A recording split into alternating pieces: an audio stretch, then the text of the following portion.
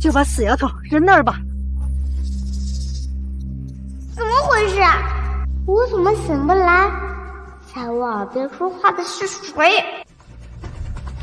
娘，啊，咱们家已经是村里边粮食最多的了，为什么非要把碎丫头给扔掉啊？你懂什么啊？现在到处都在闹灾荒，村里都有多久没种出粮食了？就家里那点粮食，够吃多久啊？再多一个人就多一张嘴，留下他只会拖累他弟弟。这个赔钱货是你前妻生的，你现在的媳妇儿不待见，还不如扔了，多给光宗留点粮食。是啊，娘，您说的对。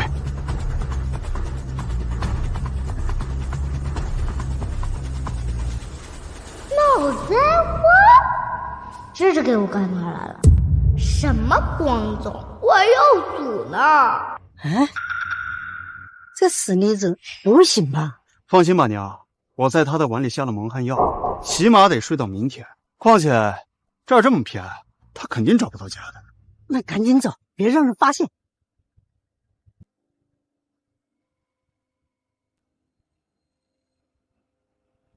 我不是末世屠良吗？我这是穿越啊！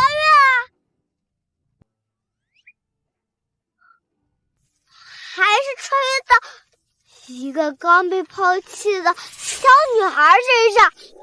对了，我囤的物资。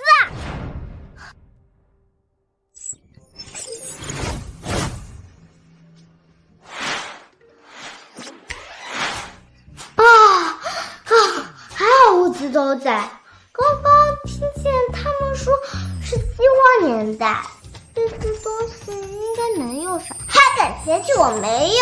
这里的东西都够一家人好吃好喝，度过好几年了。虽然饥荒年代也很鲜亮，但和末日的极端天气比起来，这里已经很好很好了。我居然能在末日种下粮食生存下来，在这里也没问题。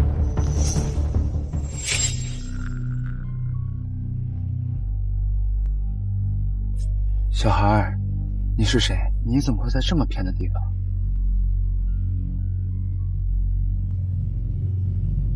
你家里人呢？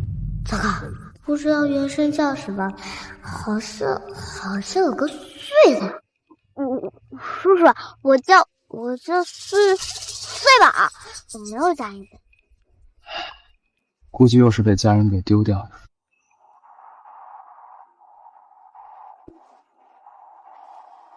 我今天也是上山给全家人找吃的，可是挖了半天，只找了这么一个小果子。你先将就着吃吧。谢谢叔叔。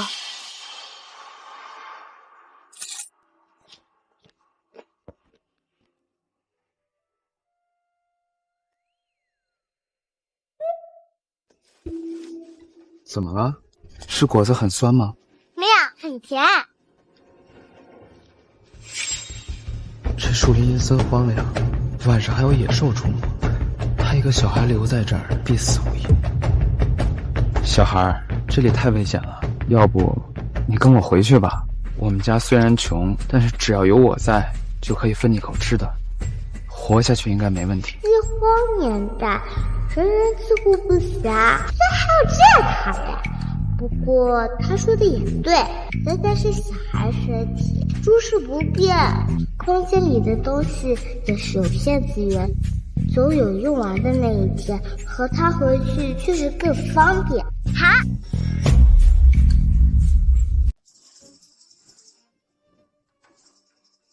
到了，这里除了我就是我妈，还有我大哥大嫂。好。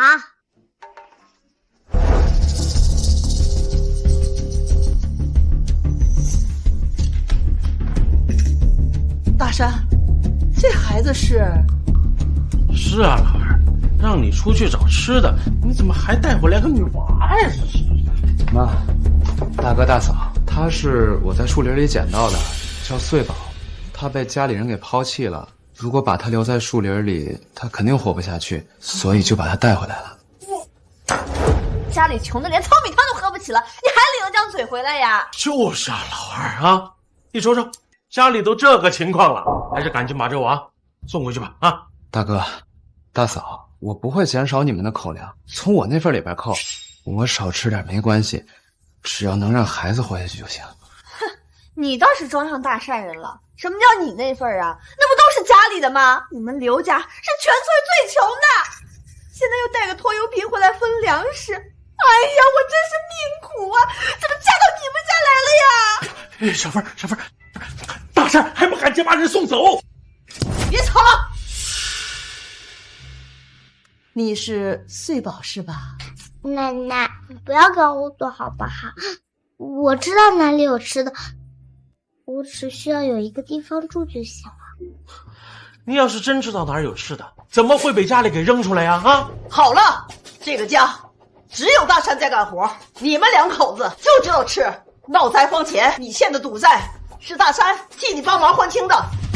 这都过去了，你提这干嘛呀？养一个小孩他能吃多少？你要是赶他走，他就得死。穗宝留下，这事儿就这么定了。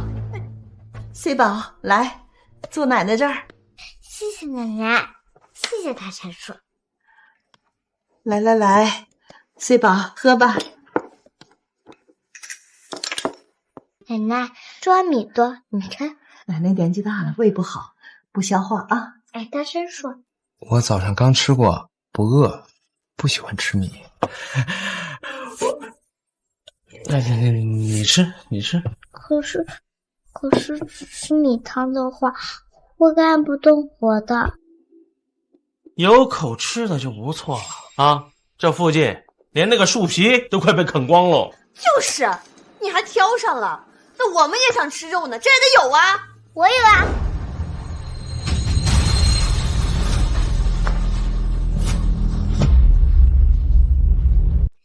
居然是兔子！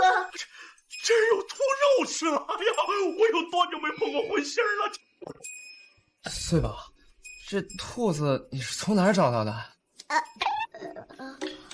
是回来时在路边看见的，我就随手抓起来了，不知道能不能吃。能吃，这还是肉兔呢。是吗？穗宝的运气真是太好了，这大山都被搜刮了几10遍，居然还能找到兔子。我马上就处理一下，今天晚上加到兔肉。好，这。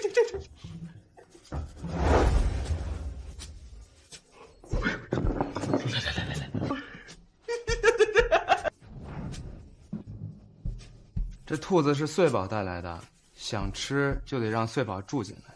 不是你们，这留下就留下，反正又不用咱们养。当然可以了，我的亲弟弟，你说了算。我们现在可以吃了吧？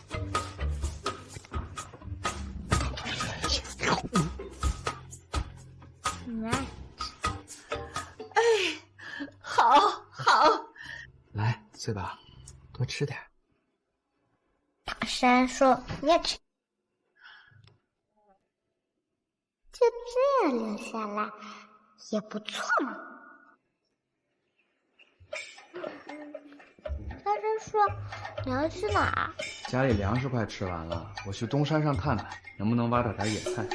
大山叔，带上我一起，多一个人，多一份力量。而且我运气好，说不定今天就能遇到兔子。兔子哪有那么容易遇到呀？不过反正你在家里也没事干，一起去呗。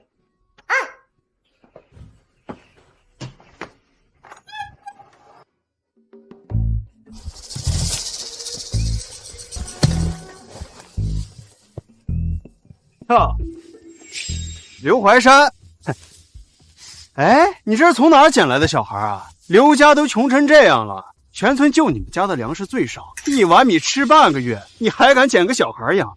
哎，你那懒哥嫂能乐意不？和你没关系。大山叔叔先生救了我，关你啥事儿啊？这丫头居然没死！行，反正到时候没了粮食，要饭要到我家来，我可不会给你。陈生，你们陈家粮食是多，我也没见你救济过谁，上次人家老孙家儿子都快饿死了，跟你讨口米汤都被你赶了出去，还是人家刘大哥给的米，你陈家有粮食又怎么样？越是没了良心。那是我家的粮，我说了算。他刘怀山要做烂好人，我可管不着。那人家刘大哥家的事儿也不用你多嘴。哎，你个死妮子，你敢跟我这么说话？陈胜，你怎么知道穗宝是捡来的？难道说穗宝是你家丢的？你放屁！你胡说八道什么呢？我们家只有光宗一个独生子，况且你们家不是没小孩？哼，这孩子不是你捡的，难不成还是你生的？穗宝，这个人你认识吗？不认识。陈家人居然这么着急和袁生撇清关系，这样也好，省得他们将来觊觎我空间里的东西，以后可别后悔。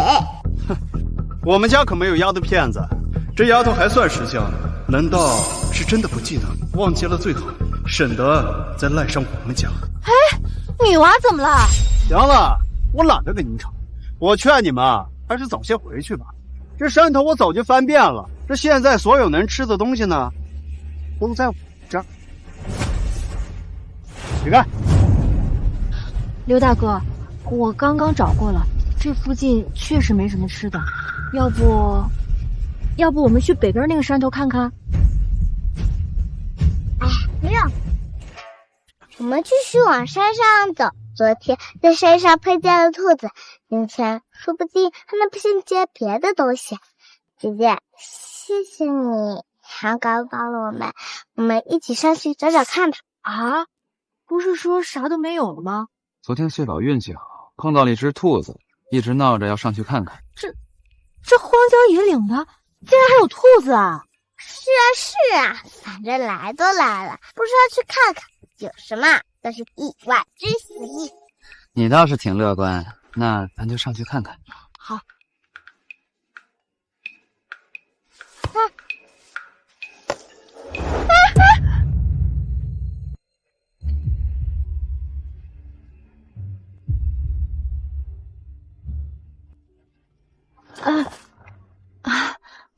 谢谢啊。啊，没事儿。咦，这两人不简单。走吧。嗯。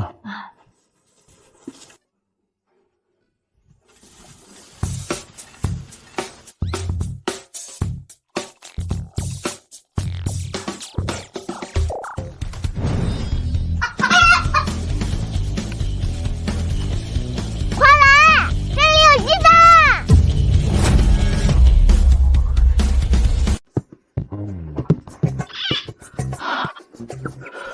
我没有在做梦吧？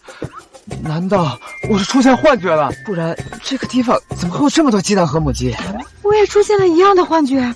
哎呀，什么幻觉啊？这明明就是真鸡蛋。这鸡蛋是真的，还热乎着呢，像是刚下的。不是幻觉，是真的鸡蛋，太好了！我们家已经很久都没开过荤了，这下好了，我可以给我娘补身体了。姐姐别哭，这是好的开始，我们再往山上看看。对，穗宝说的对。不过说来也奇怪，这个地方这么荒凉，这鸡怎么这么肥啊？别管这么多了，反正有的吃就行，还是先收起来吧，别被刚刚那个坏人给抢走了。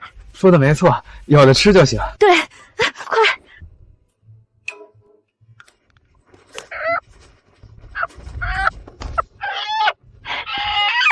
走。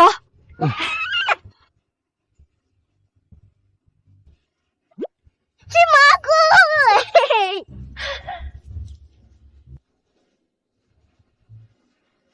这有野菜，我这有野果，看，居然有这么多，还好穗宝坚持上来了。那是，这么多东西都够我家吃好几天了。谢谢刘大哥，谢谢穗宝。太阳快落山了，咱们赶紧回去吧。走。不是，等一下，鸡蛋，那你们这些东西都是从哪弄来的？整个山头翻遍了，我都没看到。当然是我们捡的啦，吃人花人肯定还不在。你个死丫头，你敢跟我这么说话？穗宝，别理他，我们回家，让奶奶给你做好吃的。我要吃蘑菇炒蛋。好，穗宝想吃什么都行。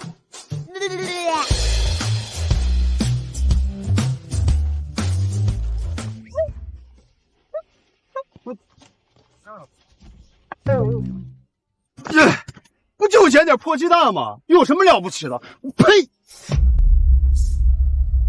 奶，我们回来啦！来了！哎呀，穗宝、大山，你们回来了！哎呀，这哪来的鸡？哎呀，这还有鸡蛋，这哪来的呀？多亏了穗宝，都是他带路找到的。哎呀，穗宝，你可真是一个幸运的好孩子。奶奶，我想喝鸡汤。好，哎呀，这么瘦小，还跟大山叔跑，是该补补。奶奶呀，给你炖啊！哎呀，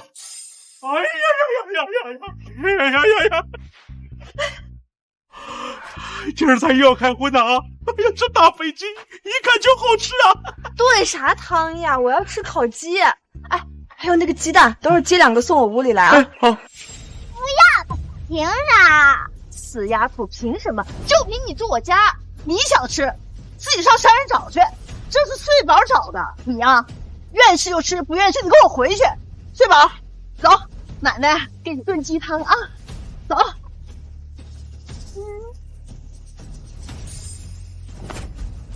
二，来了，鸡汤来了，来，快吃吧。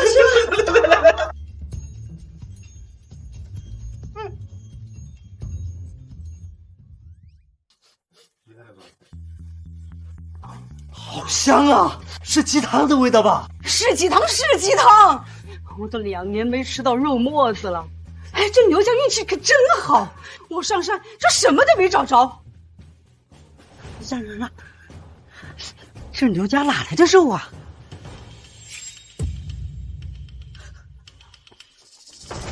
哎呀，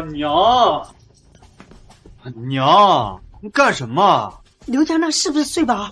他还活着？对，被刘家人给捡回去了。不过那死妮子好像啥也不记得。他今天还带着刘家人上山捡了不少吃的呢。以前怎么没发现这死妮子有这等本事啊？倒是便宜了刘家，不就几个鸡蛋吗？咱家后院还有好几只下蛋的母鸡呢。哎，他们都能在山上捡到，你怎么没跟着一起呀？哎呀，我哪知道他们能有这么好的运气啊！而且那山头我早就翻遍了，别说是鸡蛋了，连野果子就只剩了俩，也不知道他们这鸡是从哪弄来的。闻到肉的味道了，奶奶，我要吃肉。你吃，就知道吃，都什么时候了，还1天5顿，这家里边再多的余粮都得被你吃光了。我不嘛，我就要吃。哎呦，我的乖孙儿！哎呀，你怪孩子干什么呀？风中啊，他正是长身体的时候，多吃点怎么啦？奶奶的乖孙，等着啊！奶奶一定要让你吃到鸡蛋和肉。真的？奶奶什么时候骗过你啊？那我还要吃大鸡腿。吃，光中想吃什么呀？奶奶呀，一定都给他弄来啊！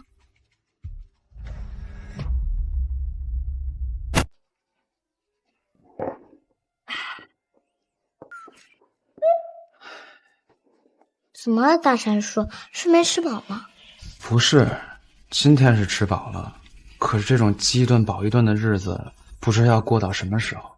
是啊，我们村的人都靠余粮过日子，可是这2年不是虫灾就是旱灾，所有的东西都死在地里了。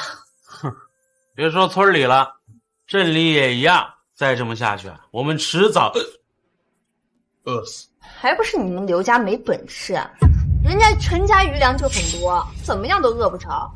现在又多了这么一张嘴，嫁进你们刘家，我真是倒了8辈子血霉了。你要是看不上我们家，你就上别地方找吃的去。以后大山和穗宝找的东西，你别碰。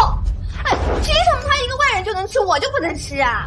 就因为所有的东西都是穗宝找到的。哎，上来。出息，是常在一起的吗？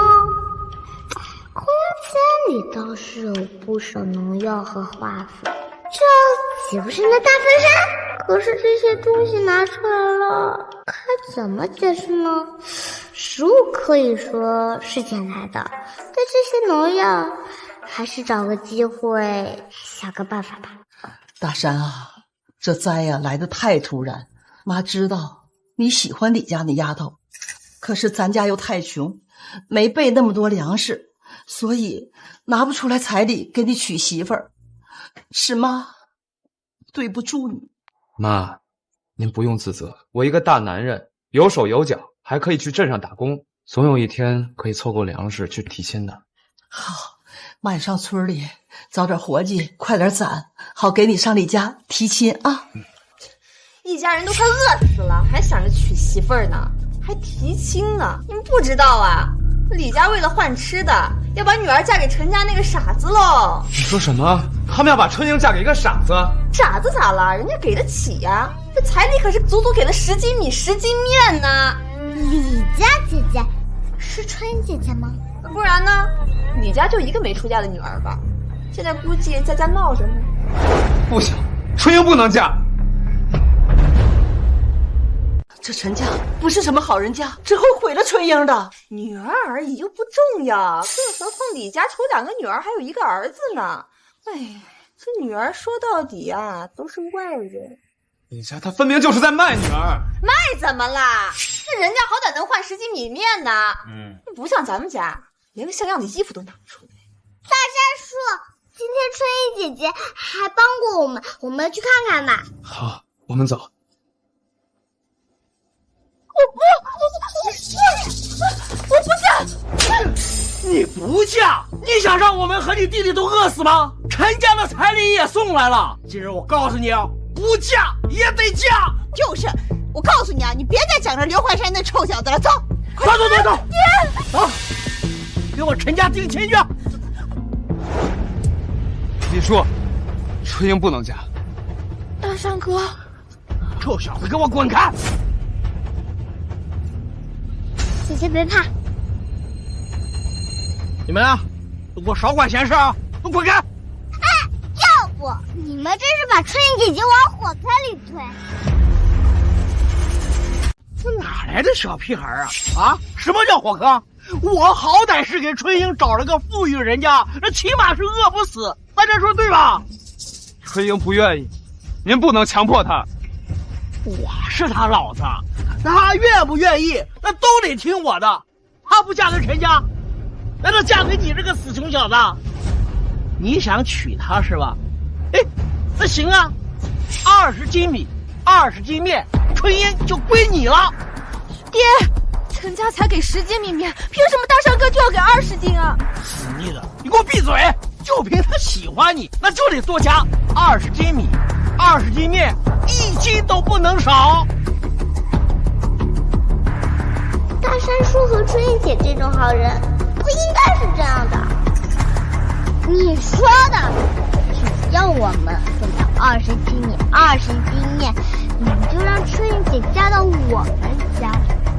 哎呦，这小娃娃，你好大的口气啊！啊，对，20斤米，20斤面，多1斤不加。哎，我老李家是说话算数的，但我看你们家是1斤也拿不出来吧？谁说的？我可以拿出来啊！穗宝，你别乱说，现在是灾荒年，哪来这么多粮食呀？这谁不知道啊？刘家是全村最穷的，前些年刘安去赌，把家输了个精光，怕是1斤米面都拿不出来，还张口就20斤。这大山呀，也真是家里边啥都没有，这不是让媳妇儿跟着喝西北风吗？听见了吗，刘怀山？这全村谁不知道你家是家徒四壁啊？拿不出彩礼就赶紧滚！哎，看到没有？你们家吹牛的那个已经跑了，哈哈！你们也赶紧滚吧，别耽误我嫁女儿。谁说我们家给不起彩礼？你别再来了！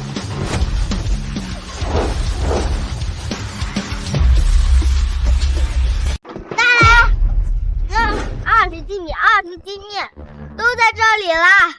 我先来数数看。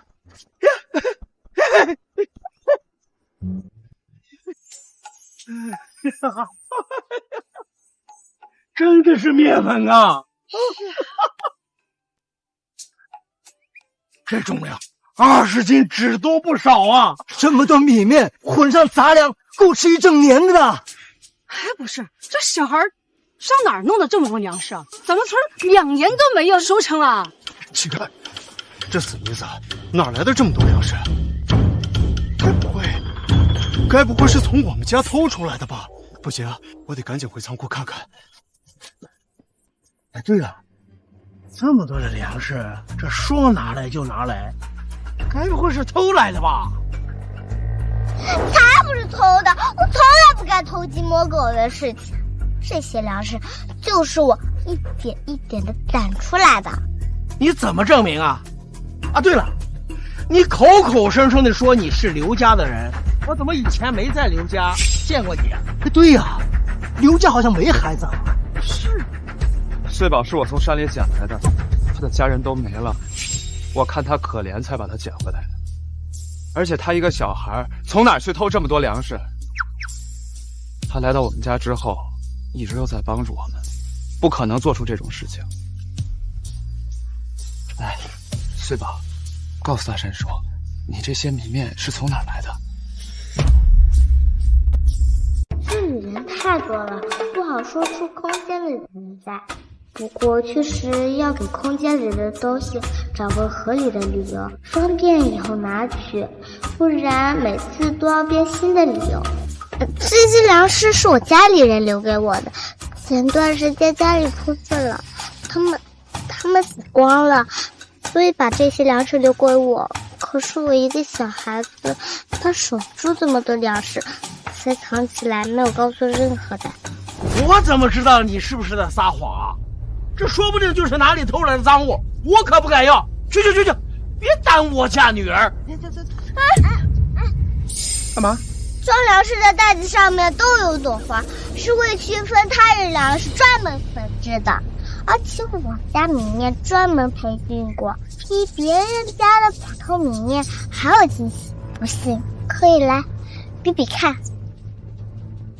哟，还真有个花样啊，俺还没见过。啊，我家的面比这个粗多了，这个米比我家里好多了呀。是啊，咱们村什么时候种出这么好的粮食啊？是啊，我看这娃也不像是在撒谎，看样子是其他村的遗孤。是这样的吗？穗宝，这些米面都是你的家人留给你的。那我可就收下了，你们别后悔啊！先说好了啊，收了粮食就不能反悔。春姐就算和大山叔定了。哎，正好大家伙都在啊，那给春姐和大山叔做个见证。好，穗宝说的没错。你个死妮子，你到底是谁家的人啊？行，就这么定了啊！这么多粮食够咱二宝娶媳妇的了。不行，这粮食不能给。大山叔，穗宝，这些米面是你家人留给你保命用的粮食，我没有资格动。这个亲，我宁可不结。你臭小子，你耍我呢！哎呀，大山叔，这不是白送给你的，是借给你急救的，要还的。现在这些粮食那么难种，我也不知道什么时候才能还得清。穗宝，我知道你是为了我和春英好，但是我不能要。粮食可以慢慢还，可是春英姐就等不起了。春英，大山叔，做人不能犯着，粮食还可以再种嘛。可是媳妇可是说没就没了。大山哥，这粮食就当是咱们借穗宝的，我和你一起还。好，穗宝，我答应你，这些粮食我一定如数奉还。好，伯父，过2天我就带着家人上门提亲。行，知道了啊。春英，我现在家里确实穷，但是我会努力工作的，家里的活儿也全都我干，我绝对不会让你受一点委屈。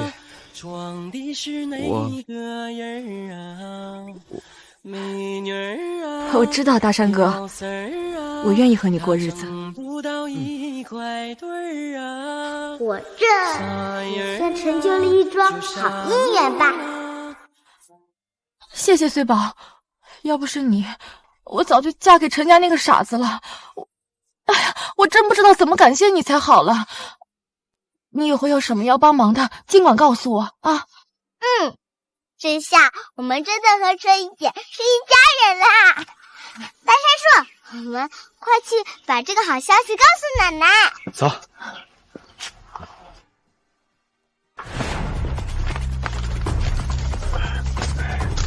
土豆、大米、鸡蛋都在啊。看来那死丫头拿出来的粮食不是我们家的。哎，那是哪儿来的？还有之前山上的那些鸡肉、鸡蛋，难不成也是那个死丫头给弄来的？谁呀？谁呀？大哥，你咋来了？我好不容易给德才找了个媳妇，让刘家给抢了，这事儿你知道不？不是，大哥，你去找刘家人算账，你找我做甚啊？我可都看见了啊！刘怀山身边站的女娃是你们家穗瑶。哎，你们不是把穗瑶给扔了吧？大哥，你小点声。这丢孩子的事儿可大可小，要是被上头的知道了，我们全家都不得好的。反正是穗瑶这死丫头帮着刘家搅黄了我们家亲事儿，你是穗瑶亲爹，这事儿你得帮我想想办法。哎呦，这什么亲爹啊？他早就是刘家的小孩了。哎呀，行，大哥，我带几个人过去，咱去刘家要个说法。不过到时候，走。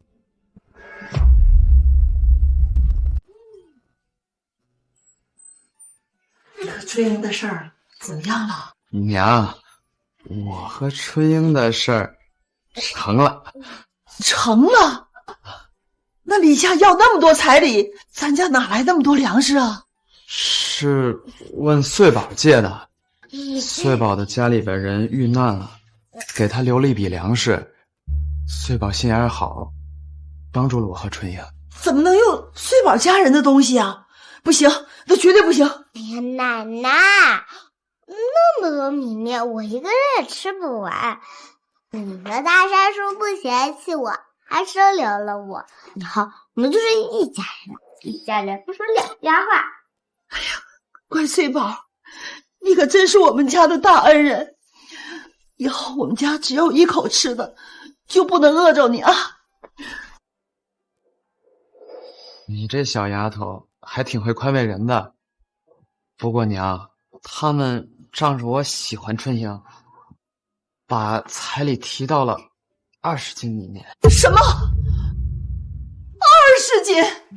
这李家是把女儿当物品抬价卖呀！就是李家人也太没有良心了。我们家老大本来就好吃懒做，为了给他娶媳妇儿，花光了家里所有的积蓄，只有突然脑灾荒，又欠了一屁股债。哎呀，老大媳妇儿拿到粮食，全拿回去补贴他们娘家了。不说了，一直让刘家求，怎么想到那么困难？刘家2个儿子真是天壤之别，一个老实勤快、任劳任怨，一个好吃懒做、只会败家，能摊上这个哥哥，大山鼠真是倒霉啊！娘，您别担心，我一定会尽快还完这20斤米面的。什么？你们居然欠了20斤米面？哎，你们怎么偷听别人说话？谁偷听你说话了？这是我们家，家里穷的都快吃墙皮了，你还想着借粮食娶媳妇儿呢？李春英什么天仙呀，居然要用20斤米面来换呀！不是，我说老二啊，你也真是的，欠了那么多粮食啊！你想看大家都被饿死吗？什么吃墙皮呀？前2天我和大山鼠带回来的鸡蛋和鸡肉有一大半都是你们吃光了。大山叔为家里做了那么多，你们凭什么这么说他？嘿，那咋了？弟弟帮哥哥天经地义。我告诉你们，这粮食是老二借的，跟我们没有关系，休想让我们帮着还。你怎么能这么说话？我欠的粮食我自己，不会连累你们的。那样最好。就你们刘家抢我家儿媳妇是吧？陈生，你来干什么？干什么？你抢了我大哥的儿媳妇儿，我当然是来找你算账的了。你就是刘怀山，要不是因为你们，我儿子应该跟他媳妇在洞房了，我也很快就能抱孙子。你们陪我儿媳妇，陪我孙子。哎呀，我就说吧，这亲生就不该定啊！春英姐根本就没有答应这份亲，而且也没有打结婚证明，这份亲事不算。死丫头，说什么呢你？小孩的身体就是没有成年人好使，要是还是我的身体，我奶奶我早就上去揍人了。穗宝说的对，你儿子生来就是痴呆，大夫说了会遗传的，生下孩子脸多半也是痴呆。你们这是在祸害人！你放屁！你们抢了婚事不说，还敢诅咒我孙子！我告诉你，咱们没完！哎呀，都怪你，非要娶人家李家女儿，现在好了，人一身麻烦。直说吧，你们到底想干什么？哼，你们做了这样的缺德事，我们要点赔偿，不过分吧？知道你们家最穷，我也不强人所难，赔偿我5斤大米，这事儿就这么算了。哎，凭什么让我们赔呀？啊，那是李家的女儿，你们怎么这找李家赔去？哼，李家已经赔过了，你们抢了新娘，找你们要点赔偿，天经地义。说的这么好，不就是两头都想骗吗？你个死丫头，你说什么呢？老陈，这老刘家啥也没有啊，5斤大米，他能拿得出来吗？就是，都这个样子了，还想着娶媳妇儿，李家女儿嫁过来也是倒了8辈子的霉。照我说呀，你们赶紧去李家把婚退了，把李家丫头让给我们家。不可能！春英姐是活生生的人，不是物品，不是可以让来让去的。哎呀，行了，我懒得跟你扯这些。哎，你们家没有粮食，不是还有地吗？哦，还有这房子，虽然是破了点，但也值点钱吧？啊！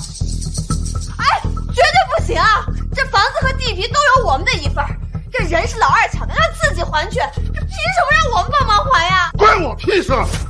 这也不行，那也不行，再他妈废话，老子砸了这破房子！地皮是祖上传下来的，绝对不能动。别说了，不就是要粮食吗？我们打欠条，娘，打给他们，我们一起还。好，我打欠条。不行，欠了20斤米面，现在又加上5斤啊！我们一家子跟你们喝西北风啊，绝对不同意！你又在那闹什么？我告诉你们，如果你们非要成这个亲，还欠下这么多粮食，我们今天就分家！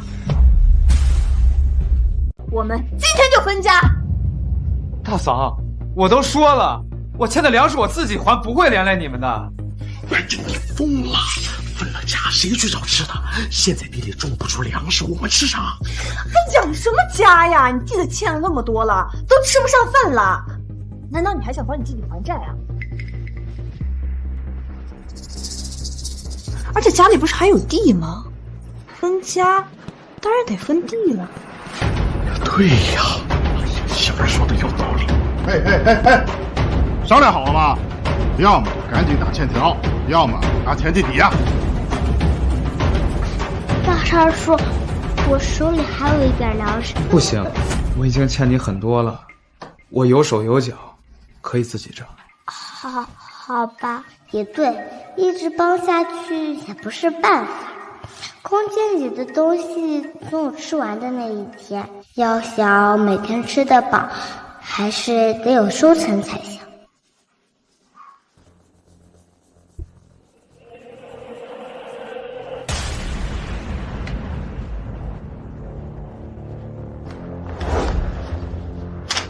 这是欠条，现在地里没收成，3个月之后给你5斤大。行，我给你3个月时间，3个月之后我要见不着5斤大米，哼，那田地就归我了。我们走。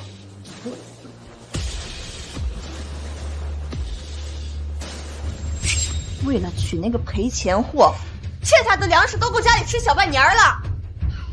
这日子过不下去了，分家必须分家。之前为你们结婚，大山不仅帮你们凑彩礼，还每个月给你们补贴蛋和肉。后来闹灾荒，还是大山一个人出去干活。他是你们弟弟，你们还有没有良心了？什么叫没良心啊？啊，他一个穷光蛋，非要逞英雄，凭什么拖累我们呀？你，老大，你怎么说？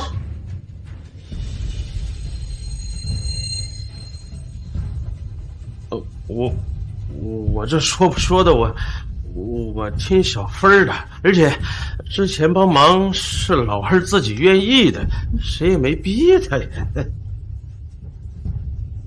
你们真是一对白眼狼！奶奶，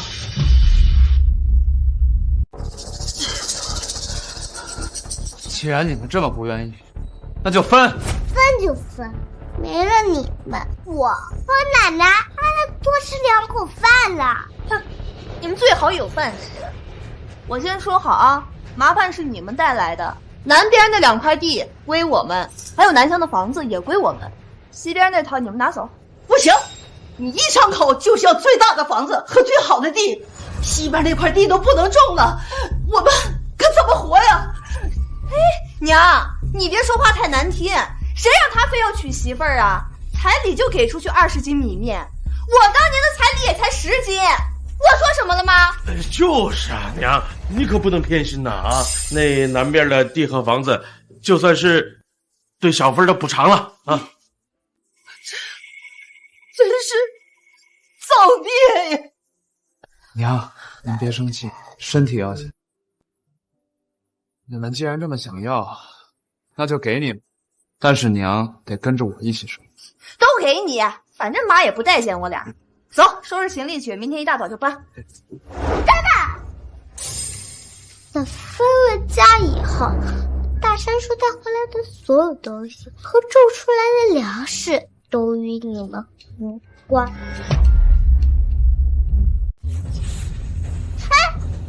先答应了再分。虽宝说的在理，我老婆子能干活，不用照顾。既然想分家，就分个干净。你们现在就写个分家文书，省得以后不认账。写就写，他欠下那么多债，不知道这辈子能不能还完。不拖累我们就行，还指望你们种粮食啊？大哥，你也这么想？我一向都听你大嫂的，哎，而且小芬说的对呀啊，不能因为你娶媳妇儿就让全家跟着遭殃啊。好，去。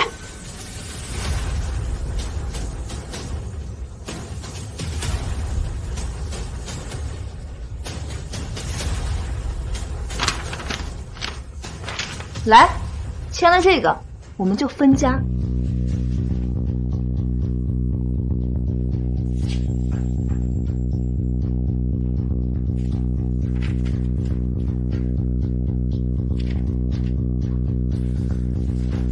走。我怎么生了这么个东西呀？娘，穗宝，从明天开始，我们3个人就要一起生活了。西乡的房子和地有点小，可能得委屈你们一段时间。不过我很快会收拾好，去县里打工的。大山，你怎么答应那么快？咱家呀，就属南边那块地好。没事的，奶奶。我以前帮家里种过地，明天大山叔带我去看看，一定能帮上忙的。不就是地嘛，再差能差到哪里去？这地都开裂了吧？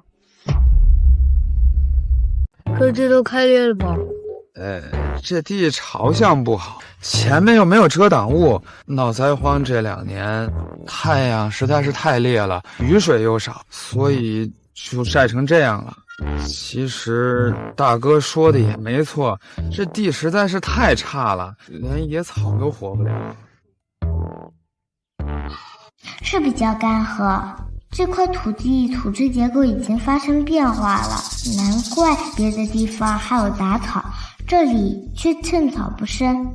但再差也比末世的地好多了，末世已经发明出了新养分有机化肥，别说这种土地了，哪怕是沙漠，我也能让它开出花来。还得是生长周期短，大家尽快吃上的粮食。种水稻不行，报名什么不行，生长周期都太长了，哪怕有加速肥料，也得再等1-2个月才行。穗宝，咋了？你就别担心这块地了，实在不行就把它给卖了呗。没事的，大山叔，这块地可以种，只是就是没想好要种什么。大山，穗宝，翠英来了，来了。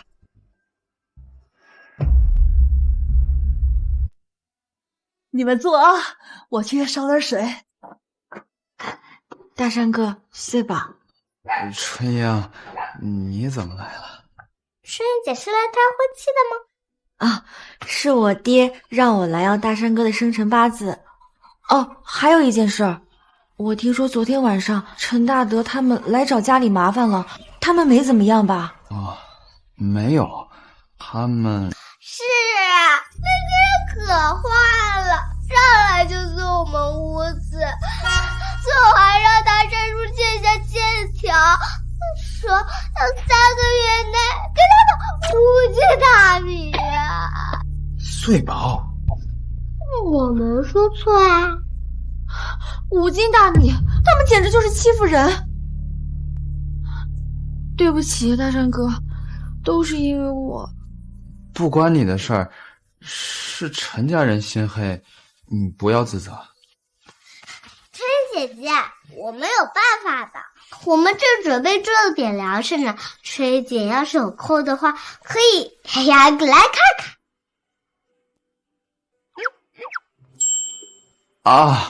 对，你要是没事的话，也可以过来。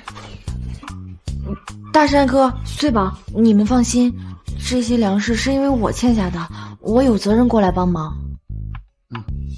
不是让你来帮忙种地，是让你们来谈恋爱的呀。这2个人正当发现，是怎么看上对方的？哦，对了，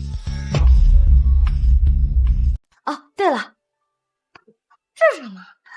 啊，我知道你们家粮食应该不多了，这是我背着家里偷偷攒下的。希望你们别嫌弃。不嫌弃，这些已经够我们吃2顿了，谢谢你，春英。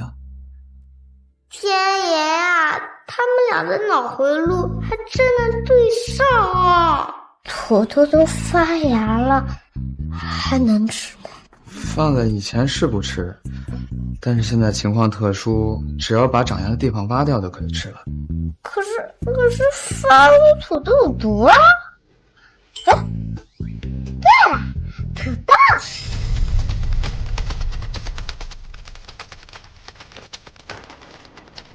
翠宝，慢点，慢点。翠宝，你跑啥呀？哎，我找到这是啥了？土豆周期短，轮胎飞机产量也短，我空间里还有很多加速肥料，根本不用找。你这小丫头懂得还挺多。之前帮家里种过的地，知道怎么种才可以快速收成。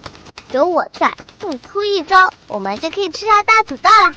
大家都知道土豆好种，但是灾荒之后，经常种下去几十个土豆才能活3、4个。是啊，穗宝，反正也活不了，不如直接吃掉算了。哎呀，放心了，有我在，一定能收成一大堆土豆的。小年纪，别的不学，吹牛倒是张口就来。小年纪，别的不学，吹牛倒是张口就来。我才没吹牛呢！就你们这块破地，种什么都会死，还不如直接吃一顿，总比烂在地里强。大山，是这个理，要种土豆啊，2个月前就该买下去了。是啊，这都什么时候了？马上啊就要入夏了，就算冒了芽，也会被晒死的。听见没？哎，你们是不是看我们家的土豆快种成了，你们也跟着种啊？我告诉你们，你们简直就做梦！这些土豆还是大山哥分家之前辛辛苦苦种下的，他们倒好，一点力气不出，光占成果。哎，你等着看吧，我们的土豆肯定比你们都先长出。等我们家种出土豆，一个都不会给你们分的。放心吧，没人稀罕你的烂土豆。这小娃娃呀，一看就没咋下过地，胡闹嘛，这不是？哎，这刘家人呀也真是，任由他胡来也不拦着点儿。这年头有点粮食多金贵呀！走了。大山说：“我们种自己的，一定比他们的好。”大山哥，这算了，就几个土豆而已。穗宝想去种，那就随他去呗，就当给他埋着玩了。也是，大不了我回家再悄悄拿几个。我来吧，你力气小，挖得慢。你和春英先回屋里休息。就这么几个小土豆，我一会儿就埋完了啊。还有加速肥料要浇，白天大家都在地里干活，还是晚上来浇好了。啊，那就辛苦大山叔了。你这个孩子跟我客气什么呀？穗宝，走。哟，英子回来了。哎，大姐，你咋从婆家回来了？英子，你姐知道你定亲了，专门回来看你的。姐知道你一直喜欢大山，但他家里实在是穷啊，听说连那个彩礼都是借的，还欠陈家粮食呢。姐真怕你嫁过去受苦啊。大山哥是因为我才欠下那些粮食的，我愿意和他一起还。难不成非要我嫁给陈家那傻子吗？哎呀，你这妮子怎么说话呢？家里人还能害你啊？别让你嫁给陈家那傻子，是他的错，但你看这家里穷的都揭不开锅了。大山呢也算是救了你一命，你要跟他过苦日子，我们也管不着。但他还收养一个女娃，又不是亲生的，你要是嫁过去，那就是个拖油瓶。你让大山把他给送走。穗宝才不是拖油瓶，要不是穗宝，我跟大山都成不了。哎呀，我不跟你们说了。哎，你这妮子，我看你是不见棺材不掉泪哈。娘，算了，他不听劝，让他嫁过去，过几天苦日子就知道了。有你好受的。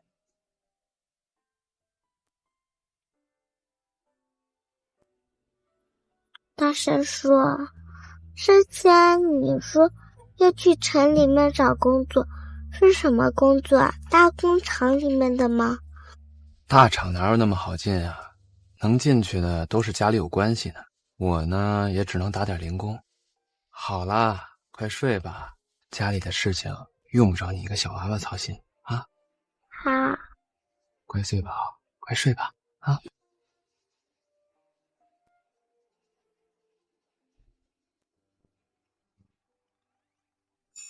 大山说：“奶奶。”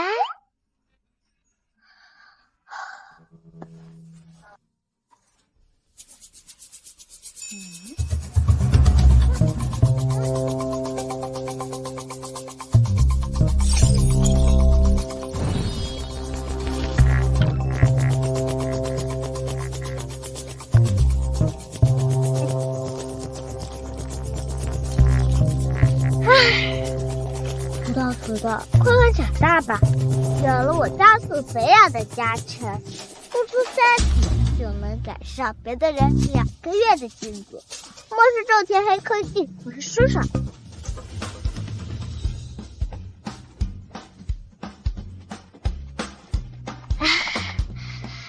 这小山法也太乱了，才一会儿就累了。这应该也差不多了。3天后等着收获吧！耶！穗宝，我们昨天种下去的土豆不仅活了，而且还长出了绿叶。昨天埋进土豆，今天就长叶子了。是我也不知道咋回事。娘，你快跟我去看看。好，等等我也去。哎呀，真长出来了！哎呀！这说明咱这地没问题，真是太好了，太好了！是啊，娘。长得居然比我想象中的快，加速药剂在末世3-4天才能起效，在这里第2天就奏效了，说明地质问题没有那么严重，看来很快就能让大家吃上饱饭啦！哎，老婆，真让他们给种活了，你看，我长眼睛了，我能看到。哎，这土豆再怎么快也要1周才长苗啊，这不才第2天吗？哎呀，谁知道呢？不过这光能长苗也没用啊。我们家以前土豆长得好好的，到时候一挖就活了几个，其余的全都烂了，这也吃不到2顿啊。谁家不是呢？自从闹了灾荒啊，这地里营养不够，大丰收是不可能了，能多长几个出来就很好喽。哎呀，儿子，他们说的也有道理，咱这地本来就不好，你看真能种出来吗？娘，您放心，这段时间我会好好照顾的。是啊，奶奶，是吗？我们开头很顺利啊。对，哼，我劝你们别高兴得太早，这长出来叶子又能怎么样呢？这谁不知道你们家的地是最差的呀？明天太阳系出来，全给你们晒死了。就是啊，大山，你有这功夫，还不如去县城里搬砖呢啊！好歹1天能3个窝窝头。哎呀，你再看看我们家的地啊，这土豆没几天就要长出来了，再过几天就能吃了。这批土豆苗虽然看着长得很高，但是根部已经发黄，营养已经被电子吸光了。地里的土豆根本吸收不到，早就坏到地里了。用特殊肥料浇过的，看上去就是不一样。不出3天就能吃上大土豆喽！我看你们呀，再过几个月，这土豆还没长成，都要被太阳晒死了。谁说要几个月了？只要3天，我们家土豆就能比你们家土豆长得高。3天，最少也要种3个月才能吃。这小娃说什么梦话？就是。行了，你个小孩懂个屁呀！啊，3天，别说土豆了，就连有毒的土豆苗你都吃不上。行了，大伙儿，小孩说胡话呢，都散了吧。那就等着看看啊！穗宝，虽然大哥他们说话不好听，但是3天土豆肯定长不出来。不过苗苗能够长出来已经很好了，我们慢慢来。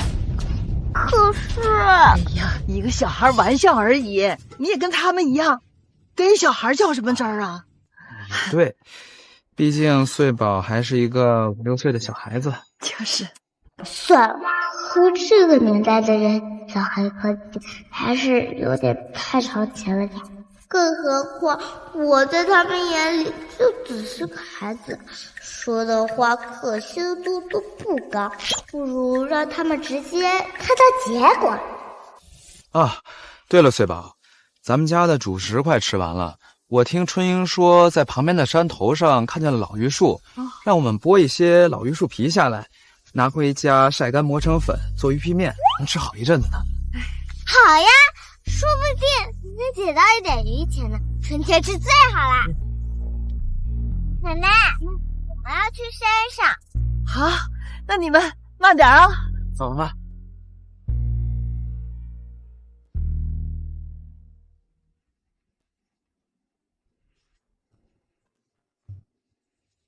这里居然还有橘子树呢！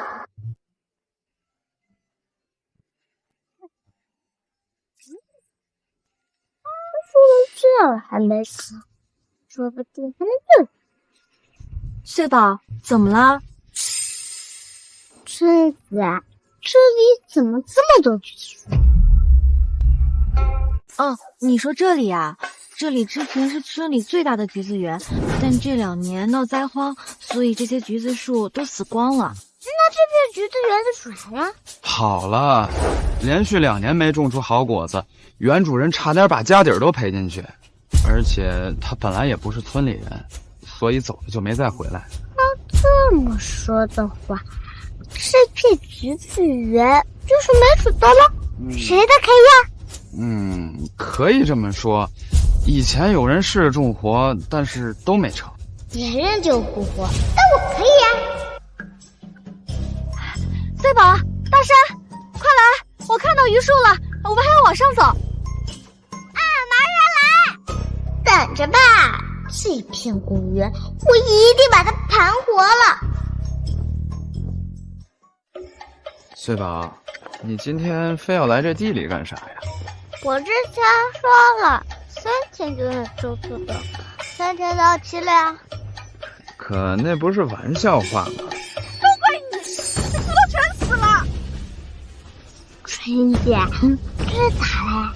哦，你大伯和大伯母家的土豆看着挺好的，这今天一挖出来，都烂在地里了。果然如此，天然气长得好有啥用？土豆不吸收，照样活不了。要不是你昨天晚上没浇水，这土豆能死吗？哎呀，我真是造孽！我怎么嫁给你这种废物？死了就死了，你闹什么闹嘛？蒋嫂子也太不讲理了，这哪能1天没浇水，这土豆就全坏掉了？这是他们刘老大家最后一块种养粮食的地了，这现在土豆全坏了，又跟大山分了家，这彻底没粮食了，能不气吗？怪不得，我跟大山家的土豆苗啊还不错。不知道种成没？怎么看到我家土豆坏了来看笑话了？谁有空看你笑话？我们来收土豆。我们家土豆都种不活，你们家那地还想种活土豆？做梦！那就来看看。哎，穗宝，等等，土豆长成至少需要3个月，这才3天，现在挖肯定什么都没有。是啊，穗宝，你别跟他们赌气。这土豆好不容易种进去的，要是挖出来，这苗苗就被破坏了。哎，他不是要挖吗？让他挖呀！我倒要看看这3天种下去的土豆能种出个什么东西来。死丫头，我们没得吃，你们家也别想吃。别担心，养活这几个土豆一点不难。可是这……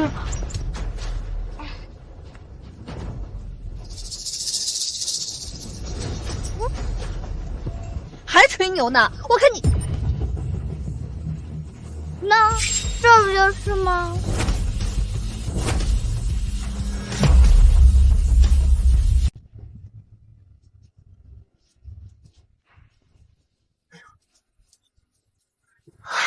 真的长成了！真的是新鲜土豆，这才3天，土豆真的长成了。我当是什么呢？啊，这么小个土豆都不够塞牙缝的呢。那是你牙缝大。哎，我才刚开始挖，你急什么？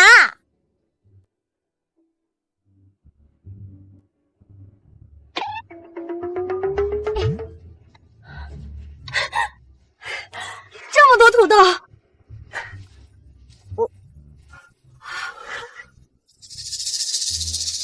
我没做梦吧？这块地竟然能种出这么大的土豆？这怎么可能？这些土豆肯定是你们事先埋进去的。你这人说话要讲道理啊！现在这年代，谁家能拿出这么大的土豆啊？嫂子，我们种粮食是为了吃，我们提前把它埋进去干什么呀？就是啊，这自从闹灾荒以来，我还从来没见过那么大土豆呢。我看大山手里边那个得有半斤重吧？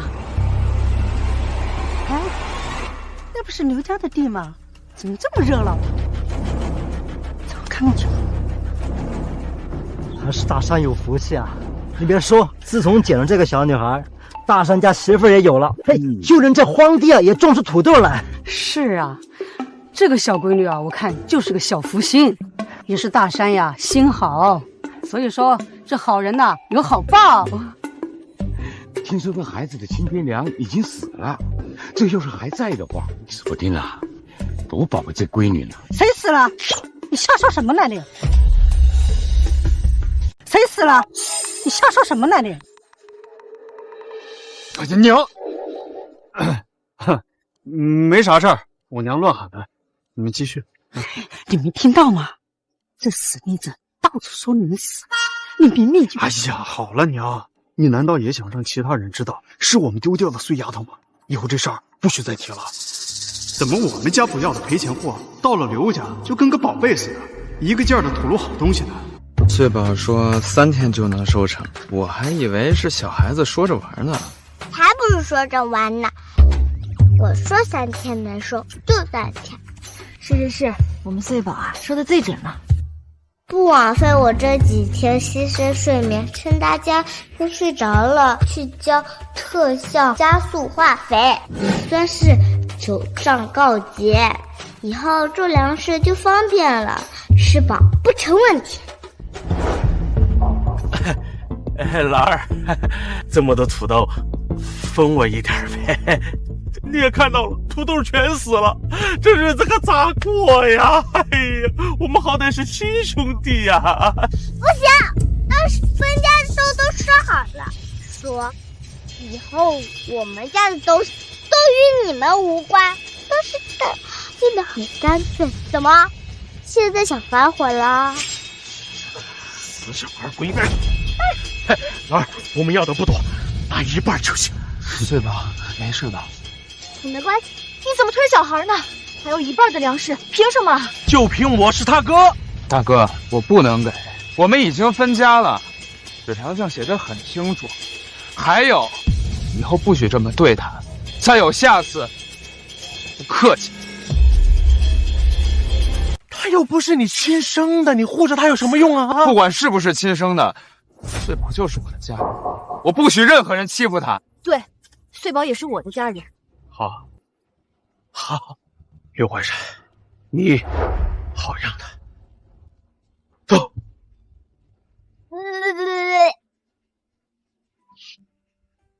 春姐，这些土豆你先拿回去吃啊。这是给我的吗？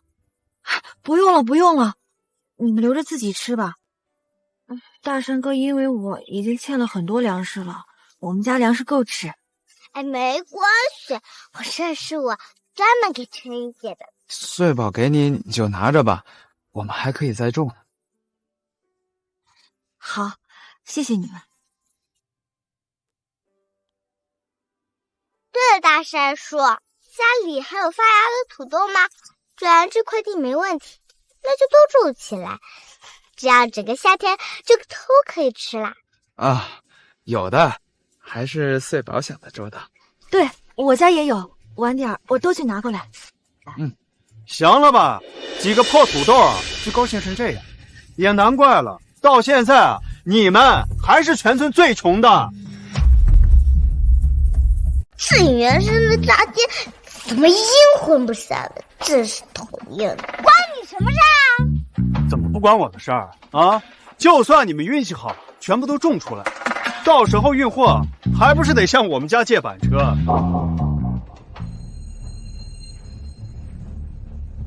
大师叔，板车是什么？板车就是专门用来拉粮食的板车，全村只有陈家有。平时拉货拉粮食都得问他们家做。是，而且县城离村子很远，路又很难走，人没有办法背那么重的东西走过去，只能找他们陈家借。啊，还要给租金吗？当然了，每租一次都要拿货物的1/5来换，拉20斤的粮食就要给陈家4斤。陈家是村里粮食最多的家庭，很大一部分都是来自这里。哎呀，这不就是恶霸的行为吗？村里人对他们家都有怨气，但是也没有办法，几乎人人都要用，所以也没有人敢得罪他们陈家。村里经济太落后，才会把这个破板车当成私有的宝贝。这个年代应该有3轮车了才对。对了，我空间里有一辆，陈家居然靠这个吃黑心饭，那就由我吧。端了。哎，疑惑什么呢？不过我丑话说在前边，租给其他人是1/5的粮食，但是租给你们，我要1半的粮食。为什么？我家的车，我想怎么收钱就怎么收钱。况且你抢了我大哥的儿媳妇，我多收你点怎么了？啊，反正这个车你爱用不用，不用，你家的土豆就烂在泥里了。就是。我本来就没有答应这桩亲事，是我爹私自做主的。而且你们家已经要了5斤大米做赔偿，还不够吗？不够，我今天就把话放在这儿了。我们和你刘家这梁子就这么结下了。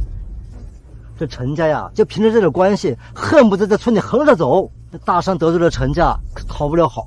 哎呀，可不嘛！这陈家要是不愿意租板车呀，这到时候有重物，可咋整啊？嗨，听到没有？在这个村子里边，和我陈家人作对，是不会有好下场的。谁说你的板车呀？哎，我们还有更好的东西。哎，你个死丫头，谁让你跟我这么说话的啊？哎，你干什么？干什么？当然是要教训这个没家教的小丫头。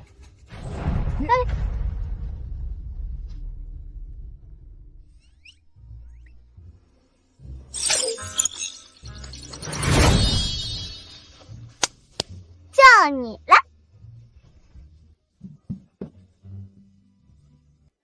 那就不劳你操心了。我们就算是一斤一斤的往家搬，都不会借你们家的板车的。好啊，那我就等着看，到时候你们可千万别来求我。车来啦！哎，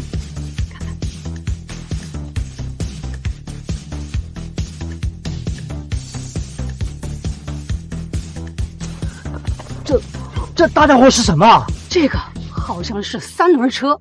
我呀，听城里的亲戚说过，蹬着就能拿货，比那个什么板车呀强多了。这可是村里的东西啊，谁家的？怎么没见人了？我家的呀。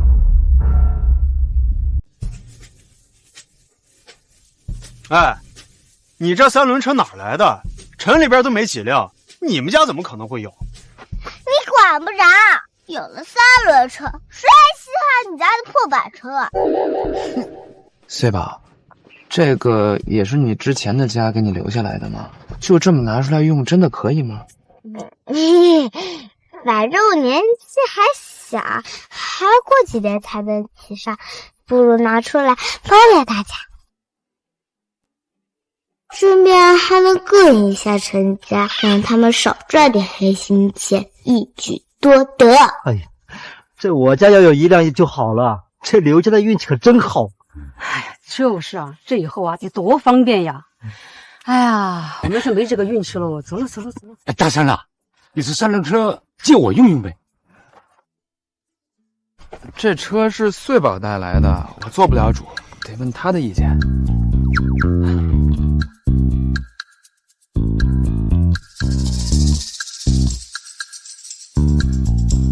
这真是个好主意。对，我们穗宝脑子就是好使。各位乡亲们，穗宝说了，可以借，但是不能白借。太好了，哎呦！呸！我当你们多有良心呢，合着是来抢生意的呀？哎呀，那我倒要看看了，你们要收多少租金啊？毕竟我们家只有这一辆三轮车，如果无偿借出去，要是坏了咋办？能来一下吗？收租金是应该的呀，要多少我给。我们想租，这可比用板车方便多了。是。穗宝说不收租金，但是要押金。押金？怎么算押金？大家如果想借的话，可以用粮食来抵押，三轮车就可以骑走。如果三轮车还回来的时候是完好的，那么我们就可以把抵押的东西还回去。如果三轮车损坏了，那就要从抵押的东西里边扣。是这样的，我们也不想收大家伙的东西，但是我们得保证这车子好好的进来，再好好的出去。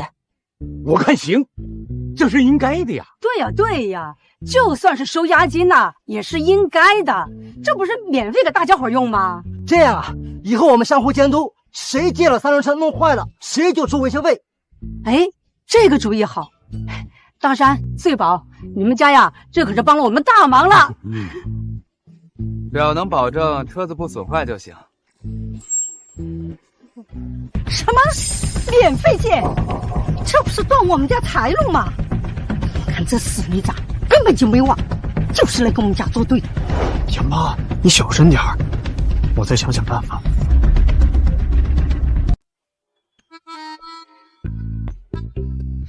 早知道三轮车这么好使，我早就拿出来了。嘿，大山，你等着，我回去拿啊。对，押金。对，我也回去拿。大山，我们明天来找你啊。那板车用不用啊？可以捡。大山说：“你们谁会下？”我不会。我只是在城里见过，可是我没骑过，这能行吗？万一给骑坏了可咋整？不会弄坏的，我曾经看家里人骑过，很简单的。大山说：“你快上去试试看。”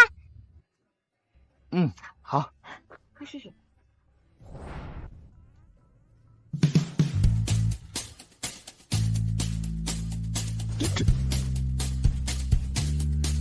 大山哥，你慢着点儿。放心吧，这车很好骑。我就说嘛，特别。娘，这死妮子哪来这么多宝贝啊？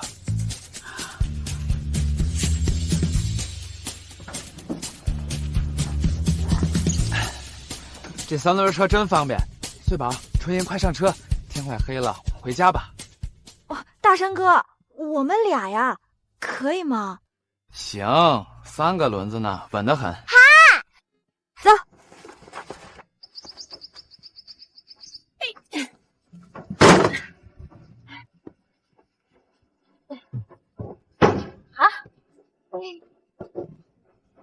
好，走了，走了，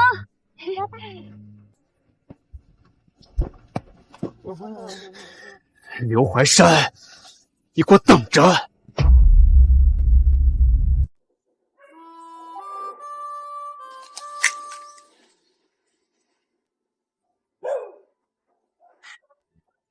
奶奶、春姐，要我帮忙吗？乖穗宝，这里不用你，厨房有烟，小孩受不了啊。是，穗宝是我们今天的大功臣，已经帮了很多忙了。你呀，就到外面乖乖等着吃饭吧啊。好，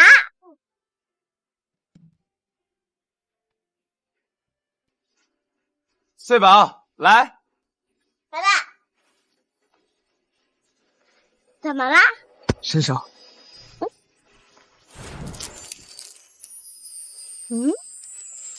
糖，这是哪来的？和隔壁邻居换的。我想着小孩子应该都很喜欢吃糖吧，快吃吃看，喜欢不喜欢？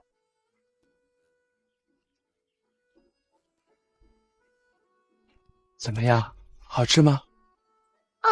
好吃，超级甜。快去吃吧，我先把这些土豆给放起来。好。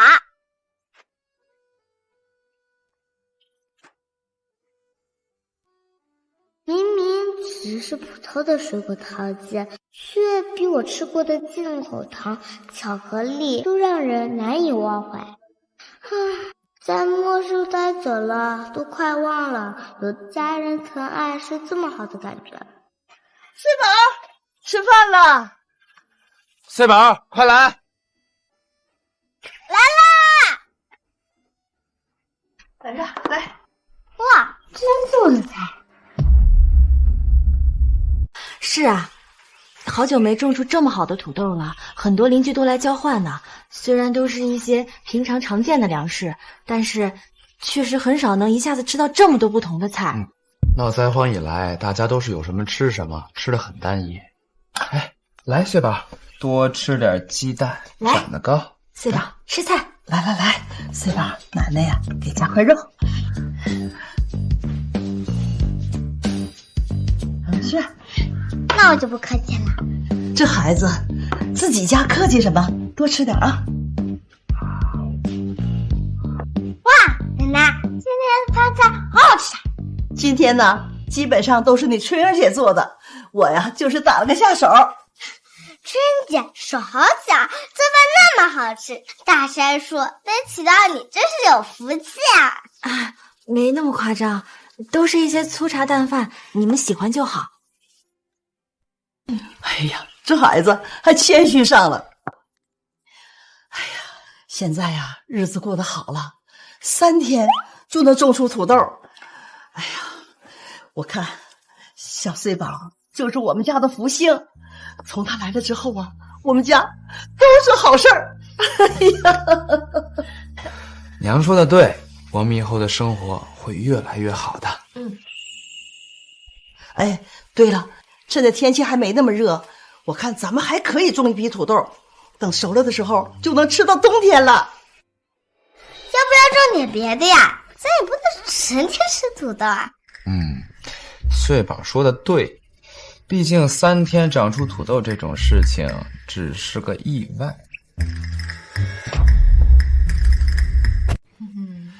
咱们呀还得按照粮食的生长规律来，我待会儿就把土地分成2块。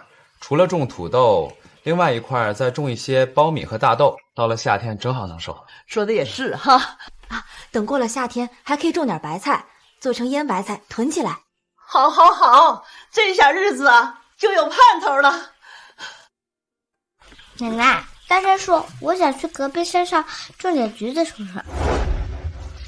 你说的是山上的那片废弃的橘子园吗？我之前听春姐说，那片橘子园已经是没有主人的了，而且我看着那橘子树并没有死，只是长期缺少养养而已。要不我去试试？那就去试试吧。不过这段时间我得在地里忙活，要不等忙完这阵儿，我带你去山上。我陪穗宝一起去吧，反正最近这段时间没有农活，我有时间。可以吗？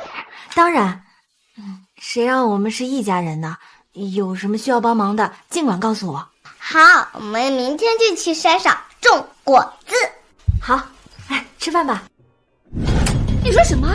陈穗瑶那死丫头拿出了3轮车，那谁还租我们家板车呀？就是，这不断人财路吗？这死丫头怎么会有这种好东西啊？当时就不应该扔掉它，你们非要扔。要是穗瑶现在还在家里的话，说不定那些宝贝就是我们的了。你现在怪我了，当时扔的时候你也没有反对呀，留下来干什么？跟我们家光宗抢粮食啊！再说，谁知道那些东西从哪来的呀？我不不准陪嫁祸吃我家饭。听见了吗？反正他之前一直养在你前妻娘家，那几个老东西已经死了，没人知道陈家还有个女儿，光宗就是独生子。